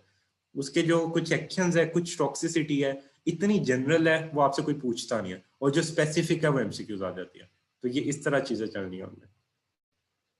बैक्टीरियल तो आपको बहुत अच्छे से आनी चाहिए। ये वाइवा में क्या पूछा जाता है, वाइवा में मलेरिया बड़ा पूछा जाता है, बाकी सारी एंटीबैक्टीरियल, और टीबी तो उनका फेवरेट क्वेश्चन। टीबी आप लोगों ने बहुत कॉमन सुना हुआ है, पाकिस्तान में तो अब बहुत ज्यादा टीबी फैल गया, तो टीबी ये बहुत कॉमन है। तो ये आप लोगों को 5 चैप्टर जो ये है ना बैक्टीरिया के, ये आपके फिंगर टिप्स में होने चाहिए। आप लोग के प्रोफ में वाइवा ना आधा इसी में से होता है, याद रखना इस बात को। अगर कीमो का वाइवा होता है ना, कीमो का सारा वाइवा ऑलमोस्ट इनसे होता है, बैक्टीरिया से। कुछ होता है जो इसके बाहर से आता है, बाकी सारा बैक्टीरिया का होगा। लेकिन एससीक्यू क्वेश्चन बाकियों से आते हैं, ये नहीं है कि एससीक्यू नहीं। और एमसीक्यूज बहुत सिलेक्टिव आते हैं। और एमसीक्यूज में ना एक और आपको टिप मैं दूंगा, आप लोग को पीछे जो बॉक्सेस पढ़ते हो ना, जो आप लोगों ने आखिरी चैप्टर्स के पढ़ने हैं, आखिरी चैप्टर्स मैंने बताया बड़े सिलेक्टिव है, उनके बॉक्सेस के ना नीचे ना 3-4 लाइंस लिखी होती है कुछ के, वो 3-4 लाइंस ना एमसीक्यूज होती हैं, प्रॉफ में एमसीक्यूज बनते हैं। ये याद रखना, वो ना किसी को नजर नहीं आ रहा था कि कहाँ से आ गया, वो बॉक्स के नीचे जो छोटी सी करके 3-4 लाइंस घुसाई होती हैं, उनमें से एमसीक्यूज बना देते हैं एक आध। तो इस तरह की चीजें याद रखना, कीमो में इस तरह की चीजें पता होनी चाहिए। चले अब हम देखते हैं स्ट्रेप्टोग्रामिन्स। स्ट्रेप्टोग्रामिन्स की अभी मैं एक बात बताई थी अभी थोड़ी देर पहले, जो 2 ड्रग्स की थी, वो क्या थी ये बताएं मुझे। स्ट्रेप्टोग्रामिन्स की मैंने एक बात बताई थी, वो क्या थी? मैंने कहा था ये 2 और ड्रग्स है जो करती है ऐसा काम। No photosynthesis, post antibiotic effect. सही हो गया। पोस्ट एंटीबायोटिक इफेक्ट 3 ड्रग्स का पढ़ लिया। One is aminoglycoside, the other is fluoroquinolones, and the third one is streptogramins. तो ये बस आपको आने चाहिए, ये बहुत इंपॉर्टेंट है। फिर उसके बाद ये ना कॉम्बिनेशन होती है 2 का, एक आपकी होती है क्विनोप्रिस्टिन और एक होती है डेल्फोप्रिस्टिन, और ये दोनों मिलके जो बनाती है ना, तो इसको बैक्टीरियसिडल बना देती है। वो अलग-अलग काम करे तो एज अ बैक्टीरियोस्टैटिक कर रही होती है, लेकिन ये होती है बैक्टीरियसिडल, ये इकट्ठी यूज होती है। इसका स्पेक्ट्रम क्या है? इसका स्पेक्ट्रम आपको पता होना चाहिए, ये बड़ी ना स्ट्रॉन्ग ड्रग है, बड़ी स्ट्रॉन्ग। तो ये स्पेक्ट्रम में स्ट्रॉन्ग ड्रग हो, मरसा के खिलाफ यानी काम करेगी, वर्सा के खिलाफ काम करेगी, परसेप के खिलाफ काम करेगी, और ई फेशियम ओनली। अब 2 पढ़ते हो, एक होता है ई फेशियम, एक होता है ई फिकैलिस। ई फेशियम के खिलाफ ये काम करती है, याद रखना, ये पॉइंट लिख लें। E faecium only, not against E faecalis. MRSA, methicillin resistance Staphylococcus aureus versa, vancomycin resistance Staphylococcus aureus percept, penicillin resistance, आ जाएगा Streptococcus नमूनी and E faecium only. ये आपको मैं बता रहा हूँ, याद रखना, क्योंकि साथ ही फिकैलिस का ऑप्शन होता है। सही हो गया। फिर उसके अलावा ये इसका स्पेक्ट्रम है, ये आपको चार पता होना चाहिए। बड़ी स्ट्रॉन्ग है, बैक्टीरियसिडल है, पोस्ट एंटीबायोटिक इफेक्ट है, और इसके एडवर्स इफेक्ट तीन थोड़े से इंपॉर्टेंट है, बहुत ज्यादा इंपॉर्टेंट कोई नहीं है ये। पेन, आर्थ्रेल्जिया, मायल्जिया, जो पेन वाले होते हैं, और एक है इनहिबिट CYP3A4। बस, कोई इसमें मसला है? ये बैक्टीरिया ही हैं। आप पढ़ोगे एंटेरोकोकाई फेशियम और एंटेरोकोकाई फिकैलिस, ये दो बैक्टीरिया है। एंटेरोकोकाई में आप लोग पढ़ते हो, माइक्रोबायोलॉजी पढ़ोगे तो दोनों पढ़ लोगे। तो ये है। अब मुझे बताएं कि इसमें कोई मसला हुआ आपको? इसमें जो आपको चीजें करनी है, आपकी बुक में भी छोटा सा लिखा हुआ है, इसमें से ना मैक्सिमम इतना पता होना चाहिए। पोस्ट एंटीबायोटिक बड़ा इंपॉर्टेंट है, आईवी रहती है, इसका रूट आईवी होता है, ये मैं बताना भूल गया। बैक्टीरियसिडल होती है। स्पेक्ट्रम सबसे स्ट्रॉन्ग वाला परसेप, मर्सा, वर्सा, ई फेशियम ओनली। बस ये मैं बार बार बता रहा हूँ, ई फेशियम ओनली। और पेन, अर्थ्रेल्जिया, ये इसके साइड इफेक्ट है। नेक्स्ट आ जाते हैं, हम देखते हैं टेलिथ्रोमाइसिन। टेलिथ्रोमाइसिन किस तरह का नाम लग रहा है? कोई कल इस तरह की ड्रग्स बनी है आप लोगों ने? टेरिथ्रोमाइसिन किस तरह का नाम लग रहा है? इसका मैकेनिज्म ऑफ एक्शन किन ड्रग्स की तरह का फिर हो जाएगा? मैक्रोलाइड्स। सही होगा। एरिथ्रोमाइसिन की तरह का इसका मैकेनिज्म ऑफ एक्शन है। सही होगा। मैकेनिज्म ऑफ एक्शन में कोई मसला ही नहीं हुआ हमें। यूज क्या होता है? यूज होता है, कम्युनिटी एक्वायर्ड नमूनिया में मैक्रोलाइड यूज होते थे कि नहीं? कम्युनिटी एक्वायर्ड नमूनिया में मैक्रोलाइड यूज होते थे कि नहीं? एजिथ्रोमाइसिन। अब मुझे बताएं कि अगर एजिथ्रोमाइसिन से बी रेजिस्टेंस हो जाए कम्युनिटी रिक्वायर्ड एक्वायर्ड नमूनिया, तो कोई ड्रग पीछे हमारे पास होनी चाहिए कि नहीं होनी चाहिए? अगर एजिथ्रोमाइसिन से भी वो हो जाए रेजिस्टेंट, हो सकता है ना, पीछे हमारे पास पड़ी है टेलिथ्रोमाइसिन। सही हो गया। अब ये भूलना नहीं चाहिए, कम्युनिटी एक्वायर्ड नमूनिया के लिए यूज होता था एजिथ्रोमाइसिन। अगर उससे भी रेजिस्टेंस हो गया, then we will go for telithromycin. ये क्लियर है? इसके बारे में इतना पता होना चाहिए। यस, ये उसका बैकअप है। अगर उससे रेजिस्टेंस है, then you will go for this drug. ये उससे ज्यादा स्ट्रॉन्ग है। इसके एडवर्स इफेक्ट क्या है? इसके एडवर्स इफेक्ट है hepatic dysfunction, inhibitor of CYP3A4। ये भी इनहिबिटर है, हेपेटिक टॉक्सिसिटी है, साथ इसका है प्रोलॉन्ग QTC इंटरवल। तो ऑलमोस्ट वही एडवर्स इफेक्ट है, बस ये है कि इसका स्पेक्ट्रम थोड़ा ब्रॉड है, ब्रॉड नहीं स्ट्रॉन्ग है। चले, ये टेलिथ्रोमाइसिन रहती थी, ये भी होगी हमारी खत्म। ये इसके बारे में इतना पता होना चाहिए। नेक्स्ट आ जाता है, ये बुक में भी आधे पेज में ही लिखी हुई है तीनों उन्होंने। ये आपको जो बातें मैं बता रहा हूँ ना, ये वाली आपको पता होनी चाहिए, ये आपसे पूछी जाती हैं। इनको आप लोगों ने अच्छी तरह मेमोराइज करना है, बाकी चीजें बाद में पढ़ा करें। जो चीजें मैं बताता हूँ वो पहले कर लिया करें। उससे फिर आपको पता है क्या फर्क पता होता है कि इंपॉर्टेंट क्या अनइम्पोर्टेंट क्या है। पहले क्या पता होना चाहिए, बाद में क्या पता होना चाहिए। जो पहले पता होना चाहिए उसको अच्छा करें, जो बाद में पता होना चाहिए वो ऑटोमेटिकली आपको चीजें याद होती जाएंगी। फिर एक आप लोग पढ़ोगे लिनेजोलिड। लिनेजोलिड आप लोग इसके बारे में क्या पढ़ोगे, इसकी क्लिनिकल एक्टिविटी के बारे में आप लोग पढ़ोगे कि ये भी थोड़ी स्ट्रॉन्ग के लिए यूज होते हैं। मर्सा, परसेप, VRE, उसके अलावा लिस्टीरिया मोनोसाइटोजिन और corny bacterium. Listeria मोनोसाइटोजिन and corny bacterium diphtheria. इसका मैकेनिज्म ऑफ एक्शन क्या होता है? देखें, इसका भी ऑलमोस्ट स्पेक्ट्रम ना स्ट्रॉन्ग वाला ही है। इसका मैकेनिज्म होता है, बाइंड करती है ये 23 सब यूनिट के साथ 50S राइबोसोम के। ये इसका मैकेनिज्म ऑफ एक्शन है। इसके एडवर्स इफेक्ट में मैं जो बताऊंगा, जो सबसे इंपॉर्टेंट है, लिख लें। implicated in serotonin syndrome. आप लोग एक सेरोटोनिन सिंड्रोम पढ़ोगे, बड़ा कॉमन, CNS में पढ़ोगे। ये उसमें नहीं रहते, ये लिख लें, या आपको पता नहीं होता सब। वो पता है क्या क्वेश्चन पूछते हैं वाइवा में? वो वाइवा में पूछते हैं कि अच्छा आप बताओ कि सेरोटोनिन सिंड्रोम हो रहा है। सेरोटोनिन सिंड्रोम पूछेगा, बड़ा कॉमन क्वेश्चन है CNS का।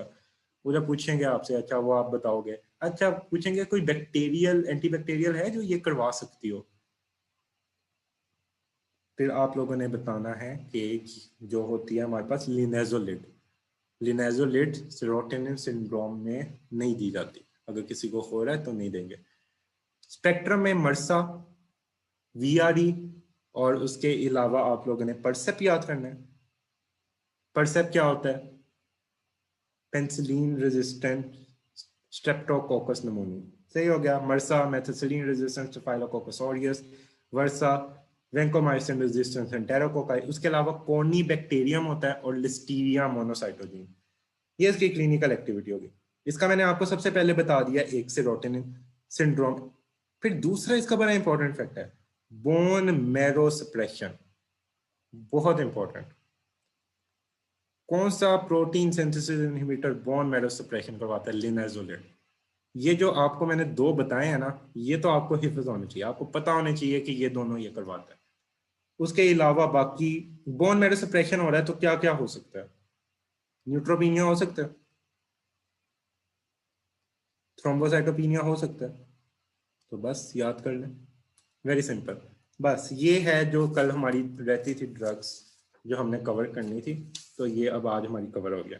तो हमारे पहले 4 चैप्टर जिसका टेस्ट है इंक्लूडिंग माइनोग्लाइकोसाइड वो कवर हो चुका है। कल माइनोग्लाइकोसाइड करवा दी थी, इसलिए अब मैं माइनोग्लाइकोसाइड के स्टार्ट में जो चीज़ें थी वो आप लोगों से एक बारी रिवाइज कर लेता हूँ ताकि आपको थोड़ी चीज़ें और क्लियर हो जाए। Just a wait a minute. अब मुझे बताएं कि आप लोगों को कीमो समझ आ गई है? आई ट्राइड माई बेस्ट कि आपको इसको भी थोड़ा सा आपके लिए इंटरेस्टिंग बना दूं, क्योंकि ये ऐसा इतनी इंटरेस्टिंग नहीं है। लेकिन मसला इसका ना, इंटरेस्टिंग ना होने का सबसे बड़ा मसला ये होता है कि इस पे सब स्पेक्ट्रम्स के रट्टों में लग जाते हैं, कोई ड्रग ऑफ चॉइस की तरफ आता ही नहीं है कि अच्छा ये इसलिए यूज होती है। जब आप चीज को थोड़ा सा क्लिनिकली सोच के पढ़ेंगे ना, आपके लिए चीज ऑटोमेटिकली इंटरेस्टिंग बन जाती है। इस बात को याद रखिएगा। फार्मा में कभी भी बैठे हुए ना, बैठे बैठे देखा करें कि अच्छा ये ड्रग ऑफ चॉइस किसकी है। 50 के नाम लिखिए सब में, तो ड्रग ऑफ चॉइस नहीं हो सकती ना। बैठ के देखा करें कौन सी चीज किसकी ड्रग ऑफ चॉइस है, ऑटोमेटिकली आपको उसमें मजा आने लग जाएगा।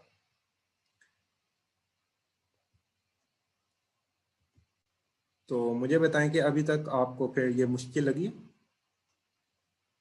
कीमो? थोड़ी सी ड्राई जरूर है। टेस्ट पहले 4 chapter, first 4 chapter of chemo. पहला है बीटा लेक्टिन वाला चैप्टर, फिर दूसरा है प्रोटीन सिंथेसिस इनहिबिटर वाला चैप्टर, फिर चैप्टर आता है आप लोगों का जो आज पढ़ा है सल्फोनामाइड और फ्लोरोक्विनोलोन वाला, फिर अमाइनो ग्लाइकोसाइड वाला चैप्टर। ये 4 चैप्टर है। पहले तो ये 4 चैप्टर का टेस्ट होगा, इसमें से काफी एमसीक्यूज और एक एससीक्यू कंफर्म होता है। फिर नेक्स्ट टेस्ट में अगले 3 चैप्टर आएंगे। पहले आपको टीबी करवाया जाएगा, टीबी बहुत इंपॉर्टेंट है, लाजमी एससीक्यू। मतलब वो 3 चैप्टर में से ना एक एससीक्यू आना होता है, और टीबी में से 90% चांसेस होते हैं कि एससीक्यू आएगा। 90% टाइम्स होता है कि टीबी में से दे देंगे, कभी होता है कि ना दें, लेकिन टीबी बहुत इंपॉर्टेंट है।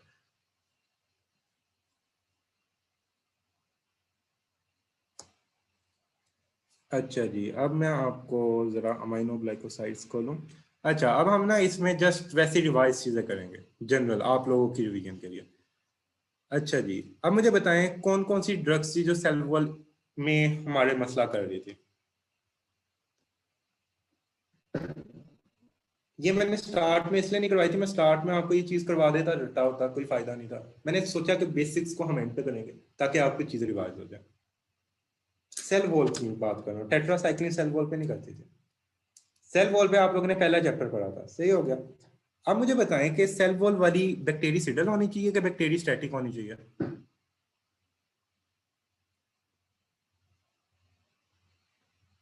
बैक्टीरियासिडल होनी चाहिए। देखिए बीटा लैक्टम्स जो होती है ना, ये मेनली सेल वॉल की सिंथेसिस, पेप्टिडोग्लाइकन की सिंथेसिस हो रही है, सही हो गया। प्रोटीन सिंथेसिस इनहिबिटर्स, आप लोगों ने 30 स्वेटबर्ग वाले कौन से पढ़े थे? 30 स्वेटबर्ग सब यूनिट वाले प्रोटीन सिंथेसिस इनहिबिटर कौन से पढ़े थे आप लोगों ने? आप लोगों ने टेट्रासाइक्लिन के साथ एक और भी पढ़ा था। Very good, माइनोग्लाइकोसाइड्स। टेट्रासाइक्लिन तो थे, साथ माइनोग्लाइकोसाइड भी पढ़ा था। टीका साइक्लिन किधर पढ़ा आप लोगों ने? टीका साइक्लिन क्या चीज थी?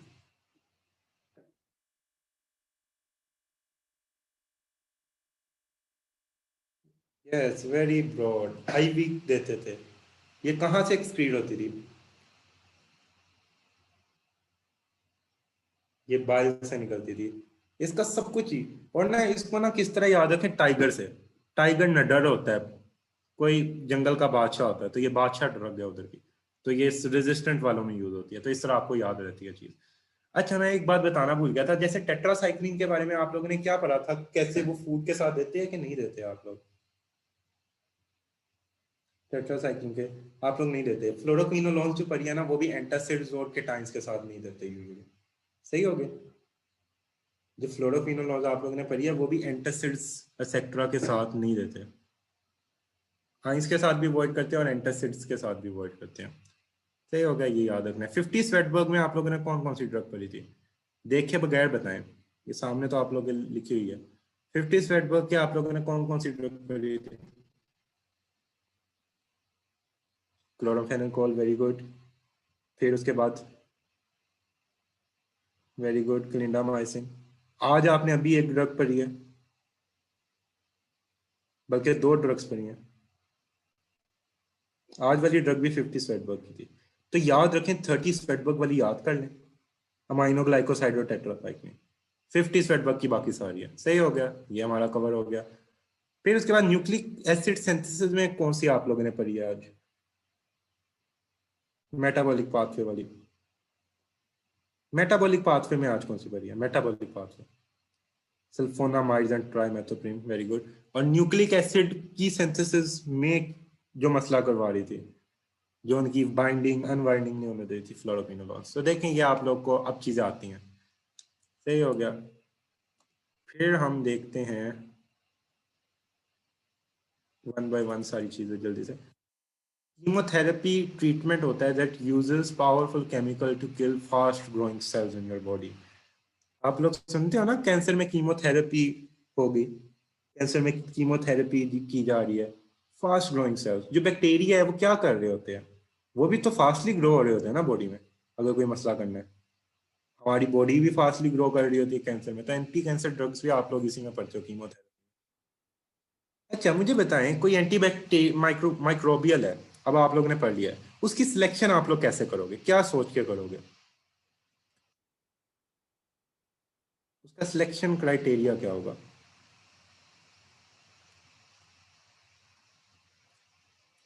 स्पेक्ट्रम, रेजिस्टेंस और? सबसे पहले तो आपको क्या पता होना चाहिए, आप किसी को कुछ देने लगे हो, सबसे पहले आपको क्या पता होगा? नहीं, आप किसी को, हिस्ट्री, वेरी गुड, बात है। हिस्ट्री आपको पहले पता तो हो, वो प्रेजेंट क्या कर रहा है, किसके साथ कर रहा है। अब फॉर एग्जांपल, एक बंदा, आप पहले उसको देखोगे नहीं कि कम्युनिटी एक्वायर्ड नमूनिया के हॉस्पिटल एक्वायर्ड नमूनिया। अगर आप उसको नमूनिया का सोच के जिथ्रोमाइसिन दे रहे हो, उसको हुआ हॉस्पिटल एक्वायर्ड, उसका तो सही नहीं होगा। तो पहले तो आप देखोगे सबसे पहले identification of the infecting organism, कि इसको मसला है किस वजह से, उसकी हिस्ट्री लोगे।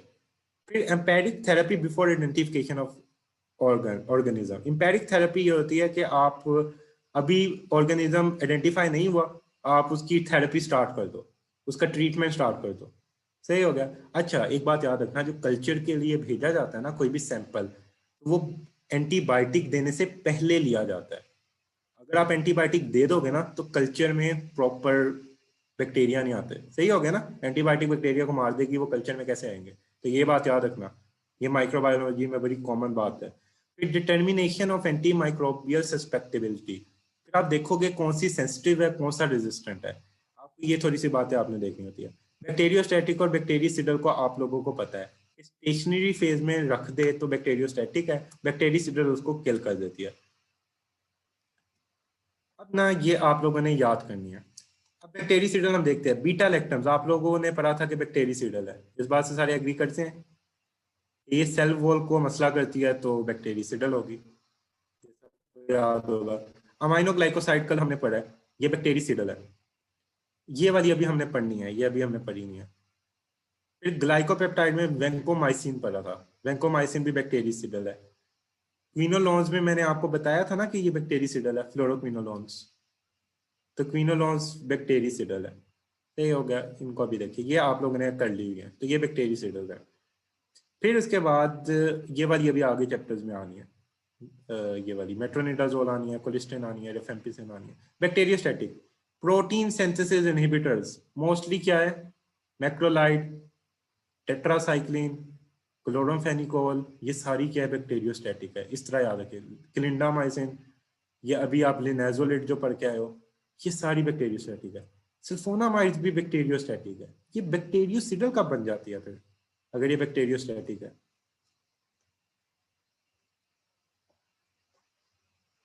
अगर ये बैक्टीरियोस्टैटिक है, when it will become bactericidal,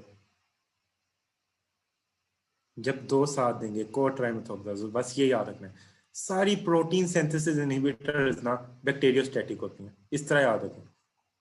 कुछ है जो बोथ भी होती है, वो अकॉर्डिंग टू द डोजेज होती है। अमाइनो ग्लाइकोसाइड भी प्रोटीन सिंथेसिस इनहिबिटर ही है, अमाइनो ग्लाइकोसाइड भी प्रोटीन सिंथेसिस इनहिबिटर है, बट वो बैक्टीरियोसिडल है, याद रखना है।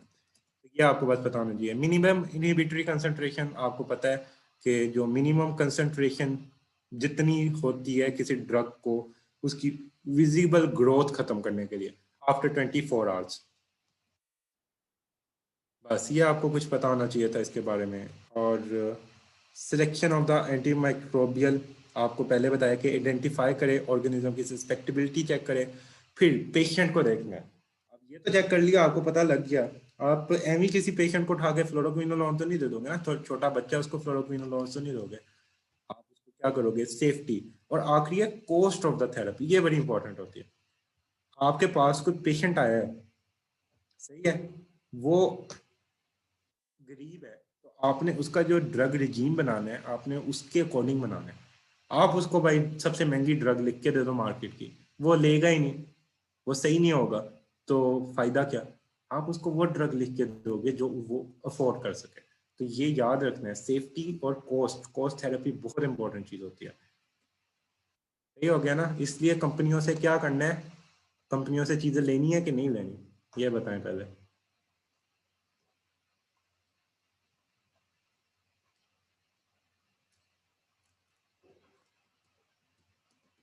किस किस ने टूर लेने हैं। एक बात याद रखना, if you are sincere with your work, if you are sincere with your work, आपको अल्लाह वैसे ही इतना दे देता है जो कंपनियों ने आपको देना था, बल्कि उससे ज्यादा ही दे देता है। इस बात को बस पूरी जिंदगी याद रखना। जितना आपको कंपनियों ने देना है ना, देखिए जो रिस्क इंसान का होता है ना, उसको मिल जाना है। अब उसके पास दो पाथवे होते हैं, या हलाल या हराम। तो आपने अगर हलाल का पाथवे अपनाते हो ना, जो हराम से आना था आपके पास, वो भी आपके पास हलाल तरीके से आ जाना है, आ जाना है उसने एंड पे। ये नहीं है कि आपको मिलना नहीं है। तो इस वजह से आप अपने पैसे लगा के टूर पे जा सकते हो, लेकिन किसी गरीब के पैसे लगा के टूर पे जाके क्या फायदा। तो याद रखना कि जो भी काम करना, उसमें ये चीज सोच के करना। बाकी इस वजह से जो ड्रग्स होती है ना, अब जैसे आप लोग अभी अभी लॉ देख रहे हो कि वो बना रहे हैं कि जस्ट फॉर्मूला लिख के देना है। तो ये जो कंपनीज होती है ना, आपको टारगेट्स देती हैं, तो टारगेट्स पूरे करोगे आप, हर बंदा होता है उसको ना ड्रग लिख के हर बंदे को ड्रिप लगा दी, हर बंदे को कोई ना कोई ड्रग दे दी, कोई नुकसान नहीं होता। एक डॉक्टर साहब वो हर बंदे को मेप्राजोल देता रहता था, कोई भी हो मेप्राजोल पकड़ा दी। तो इस तरह नहीं करना होता, जो ड्रग जिसको चाहिए आप उसको दो, बस। ये जो होते हैं ना ड्रिप पे लगा दी पैसा बन गया, एवरीथिंग इज नॉट मनी। बस याद रखना है, आराम आराम से अपना काम करो, सिंसियर होकर काम करो, आपको हमेशा उस चीज से ज्यादा मिलेगा जितना आप एक्सपेक्ट करोगे। बस this is all about drugs. और ये कुछ बातें थी जो हमेशा याद रखनी है कि अच्छा पढ़ो, अच्छा पढ़ोगे तो आप लोग को कोई compete नहीं करेगा। कंपटीशन लगा के पढ़ोगे तो आप लोग पीछे रह जाओगे। कभी कंपटीशन लगा के नहीं पढ़ना, हमेशा अपने आप को बेस्ट बनाना है। जब आप अपने आप को बेस्ट बनाओगे तो आपका बेस्ट वर्जन किसी को नहीं पता होता, और वो किसी से भी बेहतर होता है। अपना बेस्ट वर्जन को खुद ढूंढो और अच्छा पढ़ो, अच्छा हमेशा परफॉर्म कर लोगे। ज़रूरी नहीं होता डिस्टिंक्शन आना आपको प्रूव कर रहा है कि आप बहुत अच्छा पढ़ते हो। कुछ लोग होते हैं जिनकी डिस्टिंक्शन नहीं आती, वो प्लेब यूएसएमएल पहली पहली बारी में क्लियर करके वहां पे बैठे होते हैं। तो याद रखना, distinction is not the criteria कि आप लोग कितने लायक हो या आप लोग कितने नालायक हो।